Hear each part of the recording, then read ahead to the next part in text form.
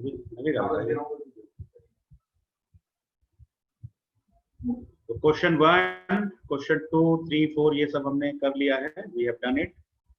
5, question 5 also we have done. 6, 7, 8, 9, 10. 10 was related to rivets. 11 was related to journal bearing. This question also we have done, but which option is correct? 37, 74, 118 or 237? Yes, Siddharth Sandil, which option is correct?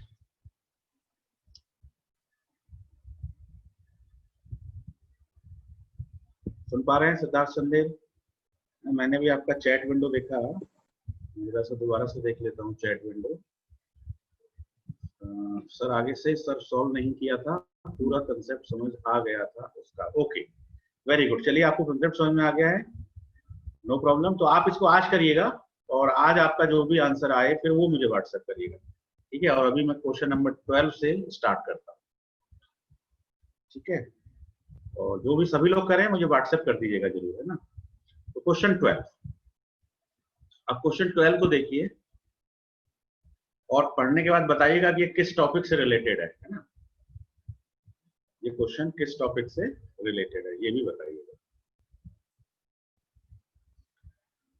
तो question 12 में क्या है कि forge steel link with uniform diameter 30 millimetre. ठीक है, so diameter is given. So diameter is 30 millimeter. At the center is subjected to an axial force that varies from 40 kilonewton in compression to 160 kilonewton in tension. Okay, so force की जो magnitude है, that is not constant, है ना? Force magnitude is changing from 40 kilonewton compressive. तो हम ये कह सकते हैं sigma minimum is minus 40, है ना? Minus 40 kilonewton. It's sigma minimum. Not sigma, it is not stress, it is force. So we can say it is P minimum. It is P minimum, P for force. It is the minimum force.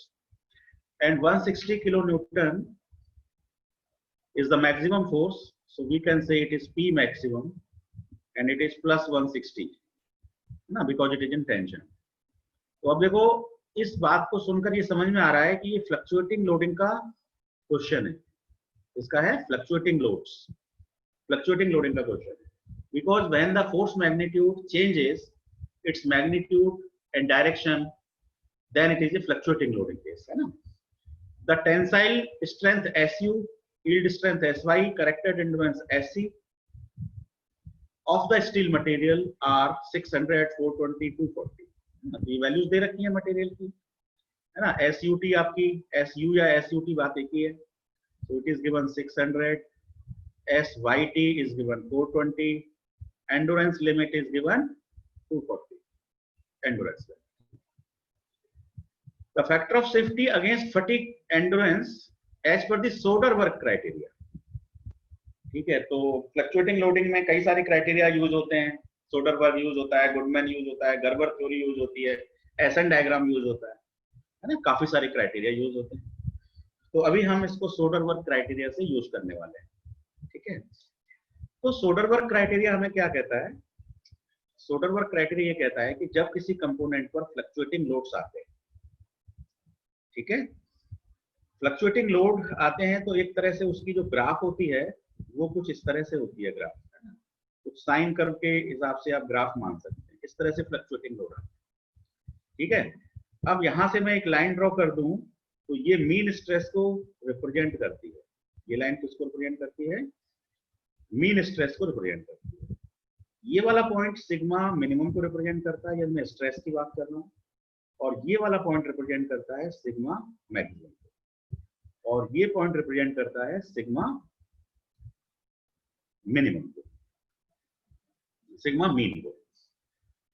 ठीक है, अब ये वाली जो distance है mean से लेके maximum वाली, है ना, और या मीन से लेके मिनिमम वाली, ये डिस्टेंस रिप्रेजेंट करती है amplitude stress, that is sigma A को. तो यहाँ पर दो ही फॉर्मूले यूज होते हैं, बहुत ही सिंपल है वो फॉर्मूले. यदि आपको मीन निकालना है तो दोनों स्ट्रेस का हम क्या कर देते हैं? एवरेज स्ट्रेस ले लेते हैं. तो sigma max plus sigma min divide by 2 is known as the mean stress. और एम्पलीट्यूड स्ट्रेस यदि निकालना हो तो हम करते हैं sigma max minus sigma min divided by 2।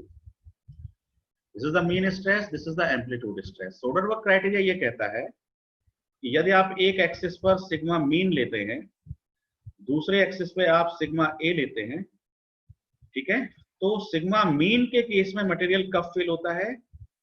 केवल सिग्मा मीन यदि हो तो मटेरियल अपनी यील्ड लिमिट पे जाकर के फेल होता है।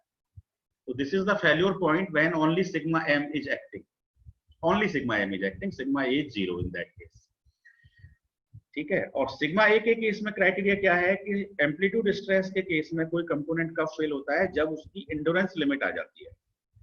तो this is the failure point when only sigma A is acting and sigma M is 0 in that case. तो उस केस में सोडरबर्ग की थ्योरी ये कहती है कि आप एसई और एसवाईटी को दोनों को ज्वाइन कर दीजिए, ठीक है। ज्वाइन करने के बाद कोई कंपोनेंट कब फेल होगा तो वो आपकी ये वाली लाइन डिसाइड करेगी। तो इस लाइन को उसने नाम दे दिया Soderberg line. This line is known as Soderberg line. So Soderberg line is a line which joins SE on the ordinate to the SYT on abscissa. That is known as the Soderberg line. तो Soderberg से नीचे का जो portion है, ये portion हमारा safe reason कहलाता है। ये पोर्शन हमारा क्या कहलाता है? सेफ रीजन, एज पर दी सोडरबर्ग थ्योरी। और सोडरबर्ग थ्योरी के केस में एक फॉर्मूला हमारा जनरेट होता है। उस फॉर्मूले में होता है sigma A divided by S C plus sigma M divided by S Y T equal to 1 upon factor of safety, ठीक है। ये सब आपने थ्योरी में पढ़ा है, मैंने एक आइडिया दे दिया है क्वेश्चन के हिसाब से। तो अब देखिए आपका काम क्या है? एसई, एसई तो क्वेश्चन में दे रखी है, कितनी दे रखी है? 240, है ना, 240 megapascal, it is given in question. SYT को देखें, ये भी गिवन इन क्वेश्चन है, इट इज गिवन 420, ठीक है। सोडरबर्ग के केस में एसयूटी का कोई यूज नहीं होना है, भले ही क्वेश्चन में दे रखी है, ये अब आपका अनयूज डाटा हो जाएगा फिलहाल, है ना। एसयूटी का यूज केवल गुडमैन थ्योरी में आप करेंगे, फिलहाल आप सोडरबर्ग में इसका कोई यूज नहीं। तो आपके लिए दो पैरामीटर इंपॉर्टेंट है, एक एसई और एक एसवाईटी, तो ये हमें क्वेश्चन में गिवन है। अब देखो सिग्मा ए और सिग्मा एम यदि हम ये निकाल लें तो हमारा फैक्टर ऑफ सेफ्टी तो बड़े आराम से कैलकुलेट हो जाएगा। तो सिग्मा ए और सिग्मा एम को निकालने के लिए हमारे पास फोर्स वैल्यू दे रखी है, मिनिमम और मैक्सिमम, ठीक है। मिनिमम वैल्यू दे रखी है और मैक्सिमम वैल्यू दे रखी है। तो देखो जब पी मिनिमम -40 है तो सिग्मा मिनिमम कितना हो जाएगा? भाई सिग्मा मतलब क्या होता है? Force upon area. तो सिग्मा मिनिमम जो है वो P minimum divide by area. P minimum की वैल्यू कितनी है? -40, तो डिवाइडेड बाई एरिया। अब एरिया आप किसका लेंगे? फोर्ज स्टील लिंक, है ना। इस स्टील लिंक का जो क्रॉस सेक्शनल एरिया है वो आप एरिया ले लेंगे। एरिया कितना? डायमीटर गिवन है 30 मिलीमीटर, तो एरिया कितना हो जाएगा? π/4 इंटू 30 स्क्वायर। तो ये आपको एरिया की वैल्यू हो जाएगी, है ना, जो भी आएगी। तो area is given in question, इसका मतलब सिग्मा मिन आपको मिल जाएगा। Similarly you can find sigma max. Sigma max निकालने के लिए क्या कैसे निकालेंगे? P max divide by area. So P max is 160 divided by area, ठीक है। तो now you are having sigma min भी आपके पास अवेलेबल है, सिग्मा मैक्स आपके पास अवेलेबल है ना। Put the values here in this Soderbergh theory, in this formula put all the values and find the factor of safety. तो ये हुआ कंसेप्ट इसका। कर लेंगे अब आप लोग इसे, जरा सोल्यूशन कर दीजिए, अपना कैलकुलेटर चलाइए और बताइए कितना फैक्टर ऑफ सेफ्टी आ रहा है।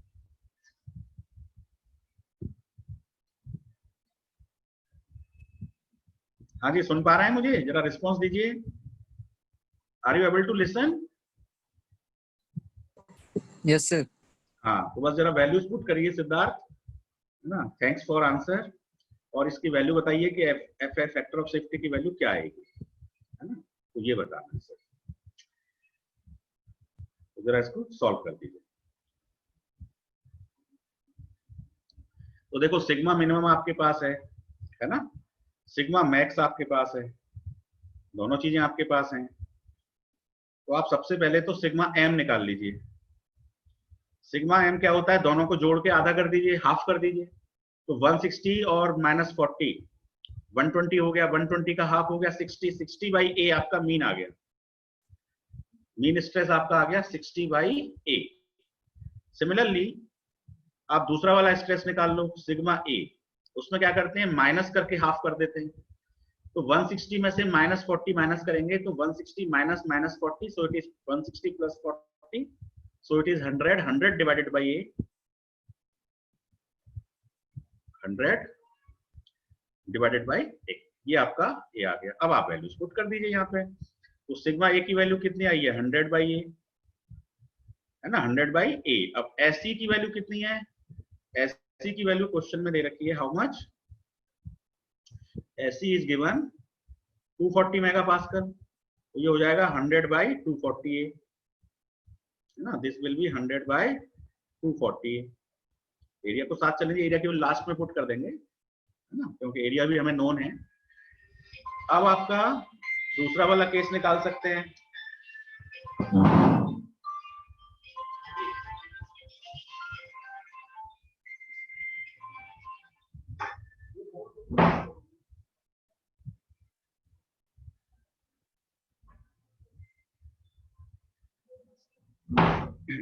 Sorry, so 100 by 240 a plus दूसरा स्ट्रेस कौन सा है, ये तो हमने कर दिया सिग्मा a। अब आता है sigma m by s by t है ना, sigma m by s by t।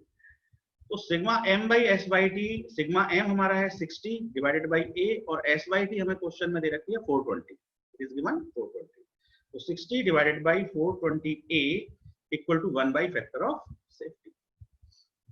ठीक है, इसको सॉल्व कर दीजिए, 0 से 0 कैंसिल कर दीजिए, इसको एलसीएम लेके सॉल्व करिए, कैलकुलेटर लगा दीजिए सिंपली, तो आपका कितना हो गया, इसको सॉल्व करिए, 100 divided by 240 plus 60 divided by 420, ये वैल्यू आ रही है 0.5595, 0.5595 डिवाइडेड बाई एरिया। अब एरिया कितना है, पाई बाई 4 30 स्क्वायर, तो इसको भी सॉल्व कर देते हैं, सो डिवाइडेड बाई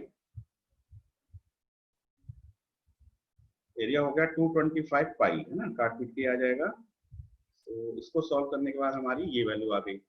अब इसका हमें इनवर्स करना है, तो इनवर्स कर दिया तो आंसर आ रहा है 1.26, तो मेरी कैलकुलेशन के अकॉर्डिंग फैक्टर ऑफ सेफ्टी 1.26 आ रहा है।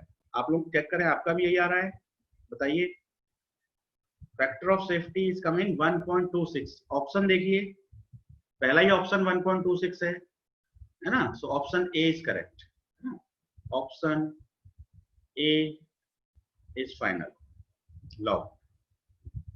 ये क्वेश्चन क्लियर हो गया आप सबको, यस और नो? फिर मैं आगे क्वेश्चन पे बढ़ूंगा, यदि कोई डाउट है तो पूछ लीजिए। Fluctuating, this question is related to fluctuating loading, related to Soderberg theory, ठीक है।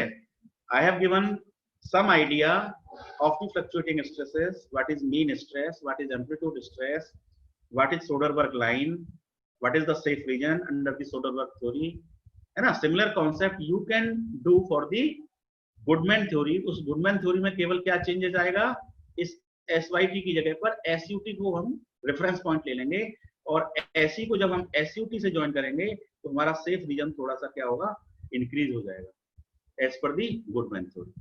बट क्वेश्चन हमें फोकस सोडरबर्ग के लिए कह रहा है यहाँ पर, तो हमें तो सोडरबर्ग से ही करना था, राइट। तो यदि गुडमैन से भी क्वेश्चन होता तो आप इसी तरह इसको कर पाते, द लॉजिक इज सेम, ठीक है। क्लियर है क्वेश्चन? सिद्धार्थ चंदेल, हाँ जी बोलिए। आदित्य राज, कोई भी बताएं। चलिए मैं आपकी चैट विंडो देखूंगा, आप चैट में आंसर देते हैं। A option, good.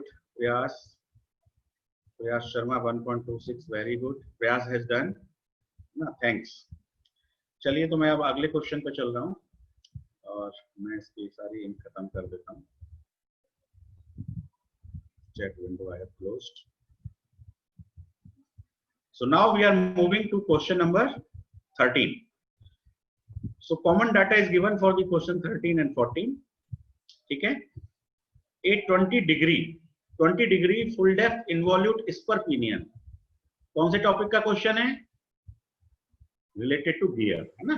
Spur pinion word आ गया तो it is related to gear, है ना? मशीन डिजाइन 2 में पढ़ा है आपने गियर। तो a full depth involute spur pinion of 4 millimetre module, so module is given 4 mm, 21 teeth, so Z equal to 21, to transmit 15 kilowatt power, so power is 15, है ना? RPM is also given, so RPM is 960, its face width is 25, so face width is B, so B equal to 25. Question is the tangential force transmitted in Newton, क्या पूछ रहा है? Tangential force पूछ रहा है, कितना फोर्स ट्रांसमिट होगा, ठीक है? तो फोर्स निकालना तो गियर में बड़ा आसान है। देखो, जब कभी आपको पावर दी हो, आरपीएम दी हो, ये दोनों चीजें दी हो, तो आप टॉर्क निकाल लो सबसे पहले, ठीक है? कभी भी पावर और आरपीएम गिवन है, then you can find the torque, और टॉर्क निकालने का फॉर्मूला क्या होता है? 60 × 10⁶ multiplied by power kilowatt divided by 2 pi N, पढ़ा है एमडी में? टॉर्क का फॉर्मूला है 60 × 10⁶ into kilowatt divide by 2 pi N. Torque निकाल लीजिए आप। जब टॉर्क आ जाएगा तो फिर फोर्स निकालने में कोई दिक्कत नहीं है। फोर्स की वैल्यू होती है 2mt/d, फोर्स की वैल्यू होती है 2mt/d, है ना? फोर्स इंटू d/2 जो है वो टॉर्क होता है, force into radius is the torque, है ना? रेडियस को d/2 लिखें तो ये फॉर्मूला आता है pt = 2mt/d। तो जब टॉर्क है हमारे पास, और डायमीटर कैसे निकालोगे? डायमीटर क्या होता है? m × z, गियर के केस में d = क्या होता है? mz, module into number of teeth, है ना? Module into number of teeth करोगे तो आपको d मिल जाएगा। तो अब देखो mt यहां से मिल जाएगा, d हमें ऐसे मिल जाएगा, then we can find the force. तो ये क्वेश्चन आपका सॉल्व हो जाएगा। The tangential force transmitted in newton, आप बता सकते हैं बड़े आराम से। तो चलिए सबसे पहले टॉर्क निकालिए। तो 60 × 10⁶ इंटू पावर कितनी है? 15, ध्यान रखिएगा पावर को किलोवाट में रखना है, डिवाइडेड बाई 2 पाई n। अब n आरपीएम है, आरपीएम कितना दे रखा है? 960, तो 2 पाई इंटू 960। इसको सॉल्व कर दीजिए, कितना टॉर्क आ रहा है जरा बताइए। प्रयास सॉल्व करिए और सॉल्व करके आंसर बता दीजिए मुझे। मैं भी कर रहा हूं, आप भी करें, आंसर टैली भी हो जाएगा। So how my answer is coming for the torque? बोलिए आप लोग। 89999.96 न्यूटन mm, ठीक है? Newton mm। तो ये फॉर्मूला यदि आप इस तरह से यूज करेंगे तो टॉर्क का जो आंसर आएगा वो न्यूटन मिलीमीटर में आएगा, है ना? और मशीन डिजाइन की कैलकुलेशन में न्यूटन और मिलीमीटर को हम ज्यादा इंपॉर्टेंस दे रहे हैं, है ना? तो इट इज बेटर कि आप ये वाला फॉर्मूला यूज करें, 16 × 10⁶ किलोवाट डिवाइडेड बाई 2 पाई। तो प्रयास बताइए क्या ये आंसर ठीक है जो मैंने लिखा है? चंदेल बताएं। अच्छा मैं चैट देखूं, चैट, यस सर, ठीक है। So answer is correct, torque निकल चुका है अब हमारा, ठीक है? अब टॉर्क के बाद हमें निकालना है पीटी। पीटी बराबर होता है mt डिवाइडेड बाई रेडियस, है ना? mt डिवाइड बाई रेडियस भी बोल सकते हैं। अब यहाँ पे देखो d बराबर mz, m की वैल्यू 4 है, मॉड्यूल 4 दे रखा है, और z हमारा 21 है, तो 104 मिलीमीटर 84 मिलीमीटर हमारा क्या हो गया? डायमीटर हो गया। जब 84 मिलीमीटर डायमीटर हो गया तो रेडियस हो गई 42 मिलीमीटर। तो आप जस्ट इसको 42 से डिवाइड कर दीजिए, है ना? mt डिवाइड बाई r, मतलब इसको आप 42 से डिवाइड कर देंगे तो ये आपका फोर्स बन जाएगा। क्या बन जाएगा? फोर्स। तो फाइनल आंसर बता दीजिए, 42 से डिवाइड करके फोर्स कितना आ रहा है? Divided by 42, how much answer is coming? 21428, है ना? Answer is coming 21428। आपका कितना आंसर आ रहा है बताइए?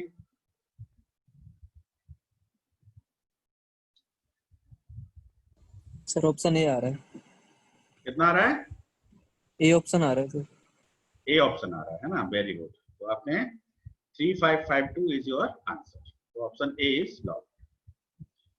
ठीक है, कंसेप्ट क्लियर हो गया गियर का। गियर में कुछ नहीं है, गियर में सिर्फ आप टॉर्क निकालिए, टॉर्क से फोर्स निकालिए, और ये फोर्स कौन सा फोर्स होता है, पीटी, ये टेंजेंशियल फोर्स होता है। जैसे कि मान लीजिए ये गियर है, तो गियर पे ये फोर्स जो आता है ये टेंजेंशियल फोर्स आता है, पीटी, है ना, ये पीटी फोर्स होता है। और एक आपका इसमें रेडियल फोर्स होता है, पीआर। तो जब पीटी निकल जाएगा तो पीआर भी बड़े आराम से निकल जाता है ना, क्योंकि ये लॉ ऑफ पैरेललोग्राम से रिलेटेड होते हैं ना। यहाँ पे एक लॉ ऑफ पैरेललोग्राम बनता है इस तरह से। तो पीटी और पीआर का जो रिजल्टेंट होता है, पीटी और पीआर का जो रिजल्टेंट फोर्स होता है उसे हम कहते हैं पीआर। और पीआर और पीटी के बीच जो एंगल बनता है उस एंगल को हम क्या कहते हैं, एंगल ऑफ, कौन सा एंगल कहलाता है गियर के केस में, ये जैसे आप बोलते हैं 20 डिग्री फुल डेप्थ, तो इसका मतलब ये वाला एंगल 20 डिग्री है। ठीक है, जब आप कहते हैं 20 डिग्री फुल डेप्थ या 14.5 डिग्री, है ना, तो this angle is the angle between the resultant force and the tangential force. ठीक है, तो गियर के बारे में थोड़ा सा मैंने आपको आइडिया दे दिया है। और अब यहाँ पे आप जब ये पैरेललोग्राम है तो यहाँ पे आप पीआर को आप क्या कर सकते हैं, पीआर कॉस थीटा बराबर पीटी। पीटी को क्या लिख सकते हैं, पीआर कॉस थीटा, है ना, पीआर कॉस अल्फा, अल्फा मान लीजिए इसको। तो जब पीटी पता है तो पीआर निकल जाएगा, क्योंकि अल्फा की वैल्यू 20 डिग्री है, तो आप पीआर निकाल सकते हैं। सिमिलरली पीआर को क्या लिख सकते हैं आप, पीआर को, अच्छा पीआर मतलब मैंने लिया रेडियल फोर्स, तो रिजल्टेंट को मैं ले लेता हूं, चलो पी डैश, है ना, पी डैश ले लेते हैं। तो पीटी को मैं लिखता हूं पी डैश कॉस 20, और पीआर को मैं लिखता हूं पी डैश साइन 20, है ना। इस तरह से आप इसके कंपोनेंट कर सकते हैं, और इनमें से यदि कोई भी फोर्स अवेलेबल है तो by these relations other forces can be found. ठीक है, तो जब भी हमसे ये पूछ रहा है टेंजेंशियल फोर्स, इसको ध्यान रखिए, tangential force it means it is asking about the PT. यदि यहाँ रेडियल फोर्स वर्ड होता then it is asking for PR, resultant word होता then it is asking for P dash. तो ध्यान रखिए कोई भी फोर्स पूछा जा सकता है, इस क्वेश्चन में टेंजेंशियल है इसलिए हमने टेंजेंशियल निकाला है। तो आई think this question is clear. प्रयास क्लियर है? Yes sir. गुड, अब चलते हैं अगले क्वेश्चन पर। सो क्वेश्चन नंबर 14, ठीक है, क्वेश्चन नंबर 14। चलिए क्वेश्चन नंबर 14 क्या कह रहा है, given that the tooth geometry factor, कौन सा फैक्टर है, टूथ ज्योमेट्री फैक्टर। क्या जानते हैं आप इस टूथ ज्योमेट्री फैक्टर के बारे में? देखो टूथ आ गया वर्ड, इसका मतलब अगेन ये गियर का ही क्वेश्चन है ना, गियर में ही टूथ होते हैं, है ना, पिनियन टूथ ये कहो या गियर टूथ कहो। अब ये हमने एक वर्ड सुना है वहां पे लुईस फैक्टर, आपको याद आ रहा होगा जब आपने गियर पढ़ा होगा तो एक वर्ड आता है लेविस फैक्टर, है ना। लेविस फैक्टर को कई नामों से जाना जाता है, फॉर्म फैक्टर भी बोलते हैं इसको, है ना। और यहाँ पर ये लिखा हुआ है टूथ ज्योमेट्री फैक्टर, तो ये भी लुईस फैक्टर का ही नाम है। टूथ ज्योमेट्री फैक्टर का मतलब लुईस फैक्टर ही है ना, ये सिनोनिम्स हैं सब आपस में। तो टूथ ज्योमेट्री फैक्टर इज 0.32। तो टूथ ज्योमेट्री फैक्टर को हम रिप्रेजेंट किससे करते थे, y से करते थे, आपको याद आ रहा हो तो, है ना, y से। तो y इक्वल टू यहाँ पे गिवन है 0.32, जिसकी आप टेबल में वैल्यू देखते थे, है ना, डाटा बुक में। यहाँ पर ये वैल्यू आपको डायरेक्ट दी हुई है 0.32। And combined effect of dynamic load and allied factors intensifying the stress is 1.5, है ना। ये एक फैक्टर भी दे रखा है 1.5 का, है ना। गियर पर आपको पता है डायनेमिक लोडिंग आती है, तो डायनेमिक लोडिंग आने की वजह से जो स्ट्रेसेस हैं वो इंक्रीज हो जाते हैं, तो वो 1.5 के फैक्टर से इंक्रीज हो रहे हैं। ठीक है, कहने का मतलब मान लीजिए मेरा कैलकुलेशन से जो भी स्ट्रेस आएगा, मान लीजिए मेरा स्ट्रेस जो भी आएगा, मान लीजिए सिग्मा आ गया मेरा स्ट्रेस, ठीक है, तो उस स्ट्रेस को मुझे 1.5 टाइम्स इंक्रीज भी करना है because of dynamic loading, it is given in question. अब आपसे कहा जा रहा था minimum allowable stress in megapascal for the gear material is, अब आपसे वो स्ट्रेस पूछ रहा है, मिनिमम अलाउएबल स्ट्रेस, तो स्ट्रेस ही पूछ रहा है ना। तो जो भी आंसर आएगा स्ट्रेस का उसमें 1.5 का मल्टीप्लाई और कर लेना, तब आंसर आपका एग्जैक्ट आंसर हो जाएगा। ठीक है, अब स्ट्रेस को कैसे निकालें, तो देखो गियर के केस में, गियर के केस में आपने एक वर्ड पढ़ा है बीम स्ट्रेंथ, है ना। आपको सब मैं जो बताऊंगा थोड़ा थोड़ा याद आएगा आपको। बीम स्ट्रेंथ, बीम स्ट्रेंथ को मान लो हम रिप्रेजेंट करें एस बी से, तो इसके लिए हमारा फॉर्मूला होता था M B sigma B Y, ये बीम स्ट्रेंथ का फॉर्मूला है। इसको मेमोराइज करिए। फॉर्मूलों के लिए तो आप लिस्ट बना लीजिए, जो भी आप कॉपी बना रहे हैं गेट की, उस गेट कॉपी के शुरू के 4-5 पेज तो फॉर्मूलों के लिए रखिए। वहां लिख लीजिए beam strength is SB equal to MB sigma B Y. अब इसमें M मॉड्यूल है ना, M is module, B is face width, sigma B is the allowable stress, है ना, sigma B is the allowable stress, और Y is the tooth geometry factor, है ना, या लोइस फैक्टर, और SB क्या है आपका, ये बीम स्ट्रेंथ है। करेक्ट। तो इस फॉर्मूले का यूज करके हमको क्या निकालना है, सिग्मा B निकालना है। ठीक है। अब इसमें गिवन क्या क्या है, तो गिवन वाली वैल्यूज को जरा सा हम टिक कर लेते हैं। तो सबसे पहले देखें ज्योमेट्री फैक्टर, ज्योमेट्री फैक्टर तो दे रखा है 0.32, कोई प्रॉब्लम नहीं है। ठीक है। अब आप बताइए क्या इसमें और चीजें दे रखी हैं, मॉड्यूल दे रखा है क्या, नहीं दे रखा है ना, मॉड्यूल दे रखा है क्या, dynamic load factors intensifying the stress, the minimum allowable stress in the megapascal for the gear material is। ठीक है। बताइए क्या फेस विड्थ दे रखी है, नहीं दे रखी है, मॉड्यूल दे रखा है, नहीं दे रखा है, केवल टूथ ज्योमेट्री फैक्टर दे रखा है, और सिग्मा भी आपसे पूछा जा रहा है। करेक्ट है। तो अब हम क्या करें, बताइए कोई सजेशन कैसे करेंगे इस क्वेश्चन को।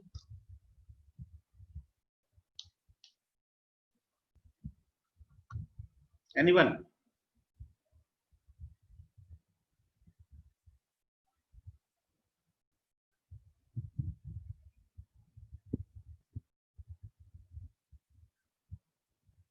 बोलिए, सिद्धार्थ चंदेल बताएं। Yes sir. हाँ, कैसे करेंगे, क्या दिमाग में आ रहा है?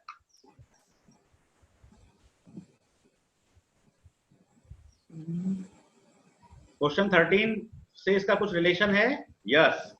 देखो हम अभी क्वेश्चन 14 को ये समझ के कर रहे हैं कि ये 13 से रिलेटेड नहीं है। आपको कॉमन डाटा दे रखा है, ऊपर देखिए ध्यान से, क्या दे रखा है, कॉमन डाटा। हम इस बात को तो भूल ही गए, कॉमन डाटा।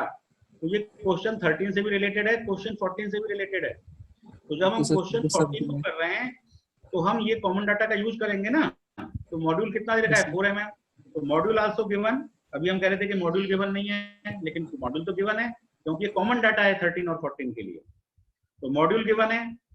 इसके बाद देखिए फेस विड्थ भी गिवन है, ये देखो face width is also given, geometry factor is also given, sigma भी निकालना है।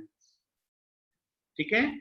अब देखो किलोवाट भी दे रखा है आपको, 15 किलोवाट, और 960 आरपीएम ये भी दे रखा है। बस फिर तो क्वेश्चन हो गया। अब देखो 15 किलोवाट पावर दे रखी है, 15 किलोवाट पावर है और 960 आरपीएम है। दोनों चीजें जब दे रखी होती हैं, पावर और आरपीएम, तो टॉर्क निकालना बड़ा आसान है। टॉर्क के लिए वही formula 60 × 10⁶ multiplied by power. Power कितनी है 15 डिवाइडेड बाई 2πn, है ना। और टॉर्क तो हमने अभी निकाला ही है ना, क्वेश्चन 13 में ही हमने टॉर्क निकाला था कि निकाला था। क्वेश्चन 13 जब हमने सॉल्व किया तो हमने टॉर्क निकाला। तो टॉर्क को डायरेक्ट बताइए कितना है, दोबारा से निकालने की क्या जरूरत है। जब हम क्वेश्चन 13 में टॉर्क निकाल चुके हैं तो कितना टॉर्क आया था, एनीवन नोटेड, किसी ने नोट किया? नहीं नोट किया, अलर्ट रहिए, है ना। चलिए मैं दोबारा से कैलकुलेट कर रहा हूं। तो 60 10⁶ × 15, ठीक है, इक्वल टू डिवाइडेड बाय 2π × 960। जब हमने इसको सॉल्व किया तो हमारा कितना टॉर्क आ रहा है, टॉर्क की वैल्यू हमारी आ रही है 1492007.76, 1492007.76, ये हमारी वैल्यू आ रही है टॉर्क की। ठीक है। जब टॉर्क निकल जाएगा तो फोर्स निकालना बड़ा आसान है, mt डिवाइडेड बाई रेडियस। अब हमारी रेडियस कितनी है, रेडियस हमारी है 42, क्योंकि देखो डायमीटर क्या था 21 × 4, डायमीटर mz था। तो 4 × 21 84, 84 का आधा करेंगे तो रेडियस क्या हो गई 42 mm। तो इसको यदि हम 42 से डिवाइड कर देंगे तो हमें क्या मिल जाएगा, फोर्स मिल जाएगा। तो डिवाइड बाई 42, तो फोर्स हमारा कितना आ गया 3552। और फोर्स तो हम निकाल ही चुके, देखो ये आंसर बताया भी था सिद्धार्थ ने कि 3552 आ रहा है। तो फोर्स की वैल्यू आ गई 3552। ये क्वेश्चन 13 में इतना काम हम कर चुके थे। ठीक है, अब देखो पीटी हमारा 3552 आ गया, इतना फोर्स है गियर के ऊपर, पीटी 3552 करेक्ट फोर्स हो गया। अब ये फोर्स बीम स्ट्रेंथ से ज्यादा नहीं होना चाहिए for the safe working of the gear. This force should not be more than the beam strength of the gear, correct, क्योंकि यदि ये ज्यादा हुआ तो वो फेल्योर कंडीशन हो जाएगी। तो हम क्या करेंगे अपने इस वाले फॉर्मूले में एसबी की जगह तो हम यूज करेंगे 3552 इक्वल टू एम की जगह हम यूज कर लेंगे 4, it is given in question. Face width is 21, sigma भी ये अलॉयबल हमको निकालना है, एक तरह से अननोन है, और tooth geometry factor is given 0.32। ठीक है, तो सारा डाटा दिया है, तो सिग्मा बी की वैल्यू बताइए कितनी आती है, सॉल्व करिए सिद्धार्थ, सॉल्व करिए, प्रयास भी सॉल्व करिए, बताइए कितना है। 3552 डिवाइडेड बाय 84 और डिवाइडेड बाय 0.32 कितना आ रहा है आंसर? 132.14 आ रहा है मेरा, है ना। Sigma Yes, B sir. Is coming 132.14 और इसकी यूनिट क्या होगी? न्यूटन पर एमएम स्क्वायर, यानी कि मेगा पास्कल, है ना। हम सारा काम न्यूटन और एमएम में कर रहे हैं, तो ये स्ट्रेस हमारा मेगा पास्कल में आएगा, करेक्ट। अब देखो एक बात इंपॉर्टेंट, क्वेश्चन में ये भी लिखा है कि स्ट्रेस इंक्रीज हो रहा है 1.5 के फैक्टर से ड्यू टू डायनेमिक लोडिंग। तो हमारा जो स्ट्रेस 132 आया है, इस स्ट्रेस में हम 1.5 से मल्टीप्लाई भी करेंगे, तो 1.5 इंटू 132.14 मल्टीप्लाई कर दीजिए इसको 1.5 के फैक्टर से, तो आपका आंसर कितना आ रहा है बताइए।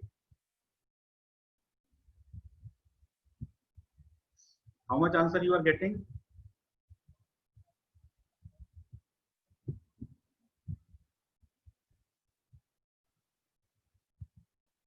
यस,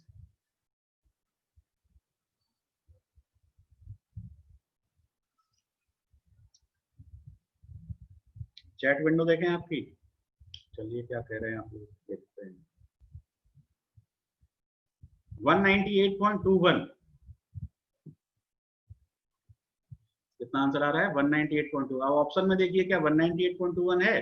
242, 166, 74, 121 ऑप्शन तो है नहीं, है ना। आप एक काम ये करके देखिए, ये 3552 जो फोर्स है, ठीक है, इस फोर्स को ही आप 1.5 के फैक्टर से मल्टीप्लाई कर दीजिए, पहले फोर्स को ही बढ़ा लीजिए आप, ठीक है, तो आपकी वैल्यू कितनी हो जाएगी? अच्छा, 132.14 को आप 1.5 से डिवाइड करिए, मल्टीप्लाई की जगह 132.14 डिवाइडेड बाई 1.5, कितना आंसर आएगा डिवाइड करने से?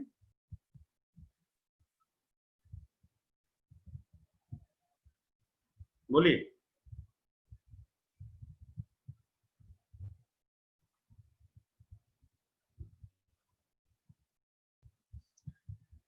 थ्री फाइव फाइव टू को पहले 1.5 से इंक्रीज कर लीजिए, because the factor is given 1.5। तो यदि 1.5 हम पहले से इंक्रीज कर लेंगे, तब भी बात वही पड़ेगी, सिग्मा बी को हम 1.5 से मल्टीप्लाई कर रहे हैं, ठीक है। तो इसका आंसर ऑप्शन से मैच नहीं हो रहा है, आपका हो रहा है क्या बताइए?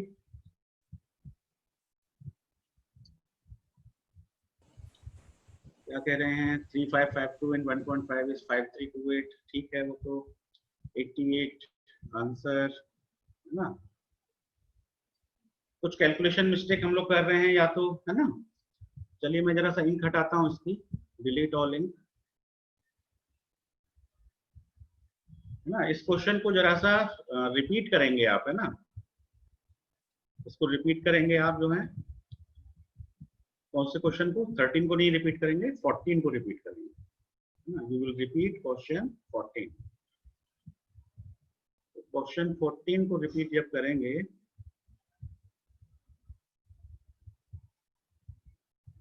repeat this question,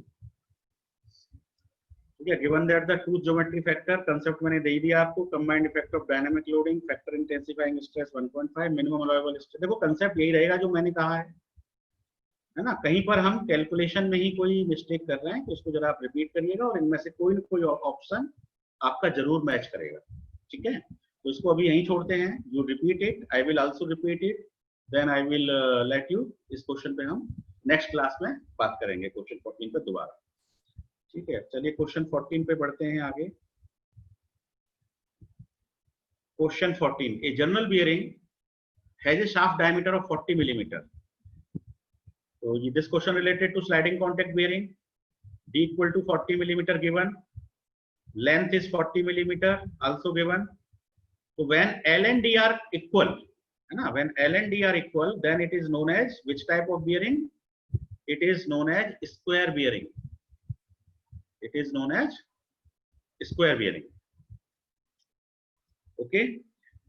So the shaft is rotating at 20 radians per second. So omega is given 20 radians per second. Speed is given in radians per second. And the viscosity of the lubricant is given 20 millipascal second. Of which it is 20 millipascal. So viscosity let mu equal to 20 millipascal. ठीक है, मेरे लिए कौन सी unit convenient है? Mega pascal. तो मिली pascal को जब मैं मेगा पास्कल में चेंज करूंगा तो कितने का फैक्टर आएगा? 10 to the power -9 का फैक्टर आएगा, है ना। मिली पास्कल को पहले पास्कल में 10 की पावर -3 और फिर पास्कल को मेगा पास्कल में 10 की पावर -6, करेक्ट। तो 10 की पावर -9 का फैक्टर आ जाएगा, तो कुल मिलाकर अब ये क्या बन गया?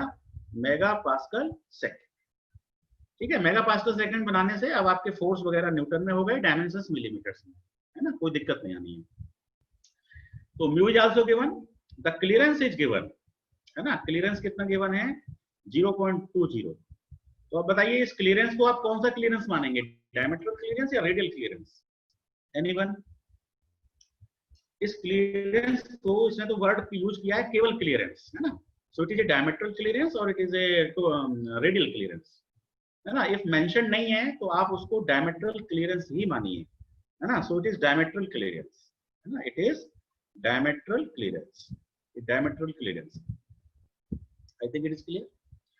अब क्या कह रहा है? The loss of torque due to viscosity of the lubricant is approximately. देखो इस तरह का क्वेश्चन तो कल भी आया था, है ना। ये तो उसी तरह का क्वेश्चन हो गया। अभी जो कल क्वेश्चन किया है क्वेश्चन नंबर 11, है ना, क्वेश्चन नंबर 11, जिसके बारे में मैंने आज आपसे पूछा था कि क्या आपने वो क्वेश्चन किया। तो अभी उसने कहा, सिद्धार्थ चंदेल ने, कि हमें कंसेप्ट समझ में आ गया है, लेकिन हमने किया नहीं है। तो कैलकुलेशंस हैं, उसी तरह कैलकुलेशन होंगी, है ना। तो कैलकुलेशन बिल, ये क्वेश्चन 11 और क्वेश्चन 15 देखो बिल्कुल सेम नेचर के क्वेश्चन है, ठीक है। सारा डाटा दिया हुआ है ना। Loss of torque due to viscosity of the lubricant, इसमें लॉस ऑफ टॉर्क पूछा है, और क्वेश्चन नंबर 11 में आप देखें तो उसमें शायद लॉस ऑफ पावर पूछा है। देखिए question 11, question in power loss पूछा है, उस केस में पावर लॉस इन वॉट। देखो तो क्वेश्चन तो सेम है, तो कंसेप्ट तो वही है।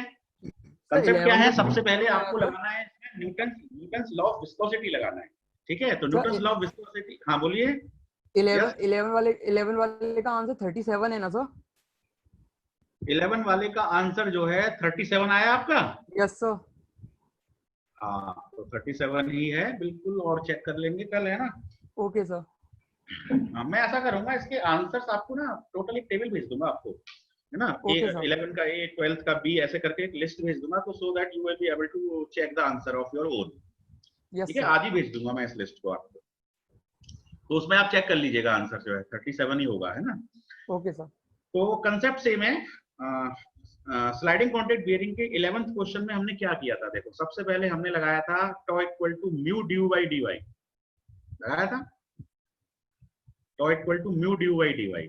शियर स्ट्रेस आ गया। शियर स्ट्रेस में जब हमने एरिया से मल्टीप्लाई किया, एरिया कितना लेते हैं जनरल बियरिंग के केस में?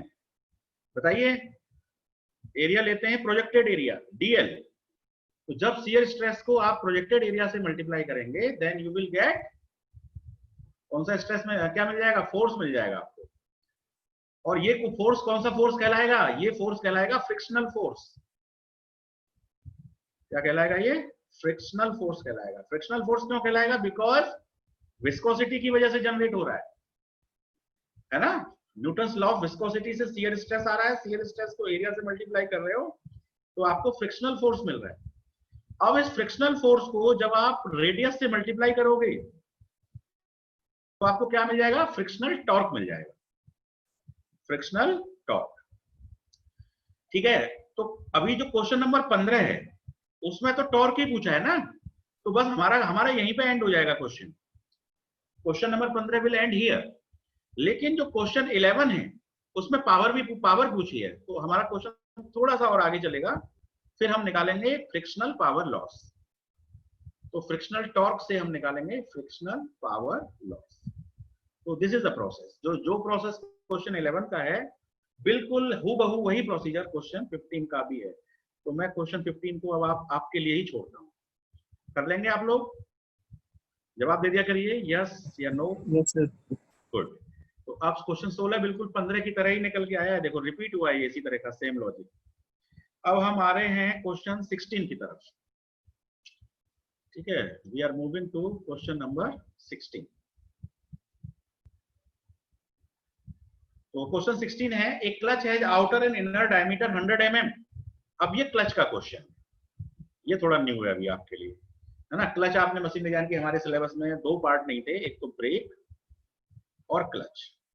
ठीक है, लेकिन मैं आपको यहाँ पे इतना कॉन्सेप्ट दे दूंगा कि आप ब्रेक का क्वेश्चन भी कर पाएंगे और क्लच का क्वेश्चन भी कर पाएंगे। ब्रेक पे हमारी डिस्कशन कल हो चुकी है ना। ब्रेक के डिस्कशन में मैंने आपको दो ही फॉर्मूले बताए हैं, T1/T2 is e to the power mu theta, और एक क्या बताया है टॉर्क का, T1 minus T2 multiplied by radius। ये मैंने टॉर्क का बताया, है ना। जनरली ये दो फॉर्मूले लेने से आपका क्वेश्चन सॉल्व हो जाएगा। थीटा को हम रेडियन में लेते हैं, ये ध्यान रखना है, डोंट यूज इन डिग्रीज। अब बात करते हैं क्लच के ऊपर। ठीक है, तो clutch has outer and inner diameter 100 millimetre and 40 millimetre. तो ठीक है, दो डायमीटर हो गई, एक इंटरनल रेडियस हो गई, एक आउटर रेडियस हो गई।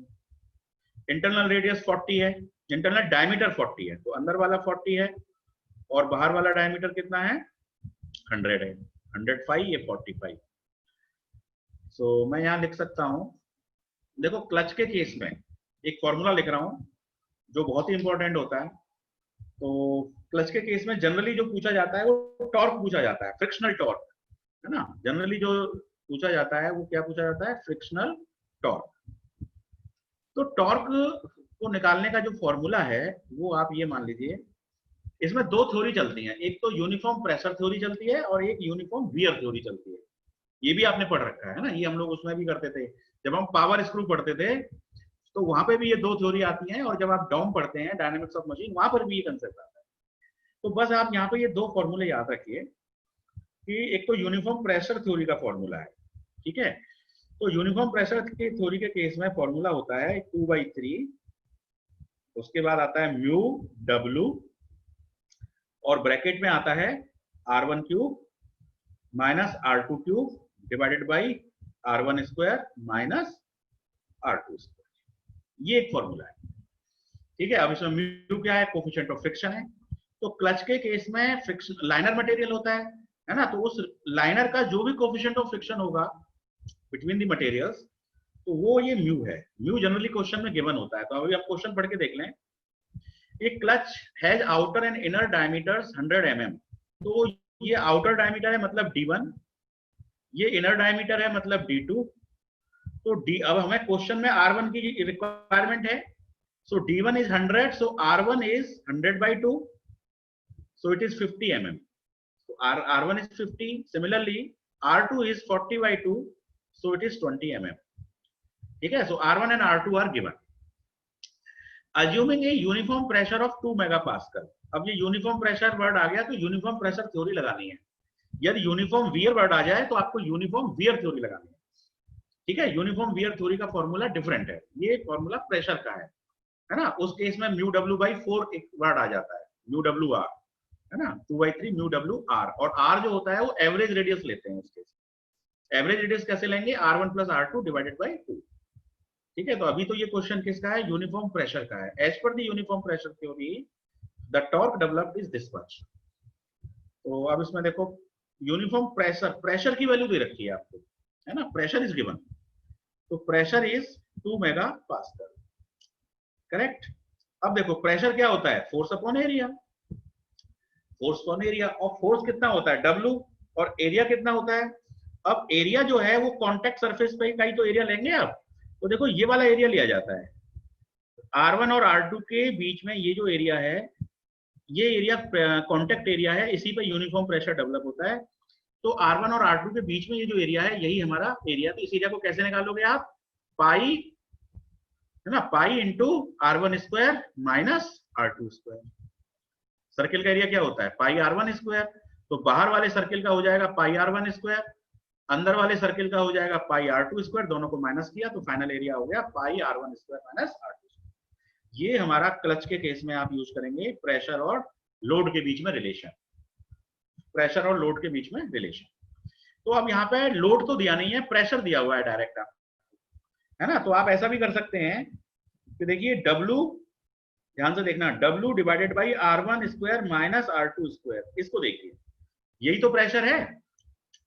तो इतने वाले पार्ट को आप प्रेशर से रिप्लेस कर सकते हैं, बस इसमें पाई नहीं है ना, पाई नहीं है। तो W बाई दिस वैल्यू जो है वो P पाई के बराबर हो जाएगी, P into pi equal to W by R1 square minus R2 square. तो W by R1 square minus R2 square जो है वो P पाई के इक्वल हो जाएगा। So it is 2/3 mu P pi bracket में R1 cube minus R2 cube.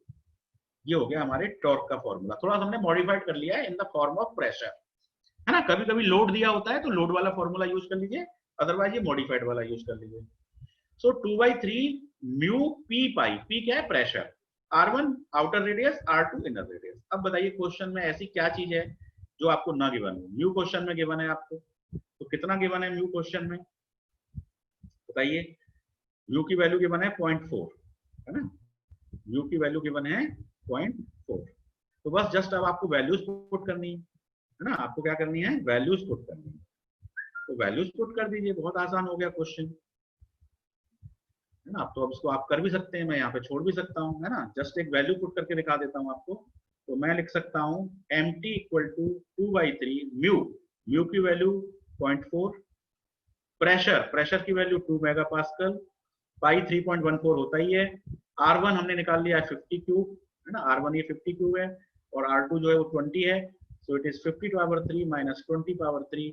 बस इसको सॉल्व कर दीजिए, जो भी आंसर आएगा वो आप ऑप्शन टिक कर दीजिए।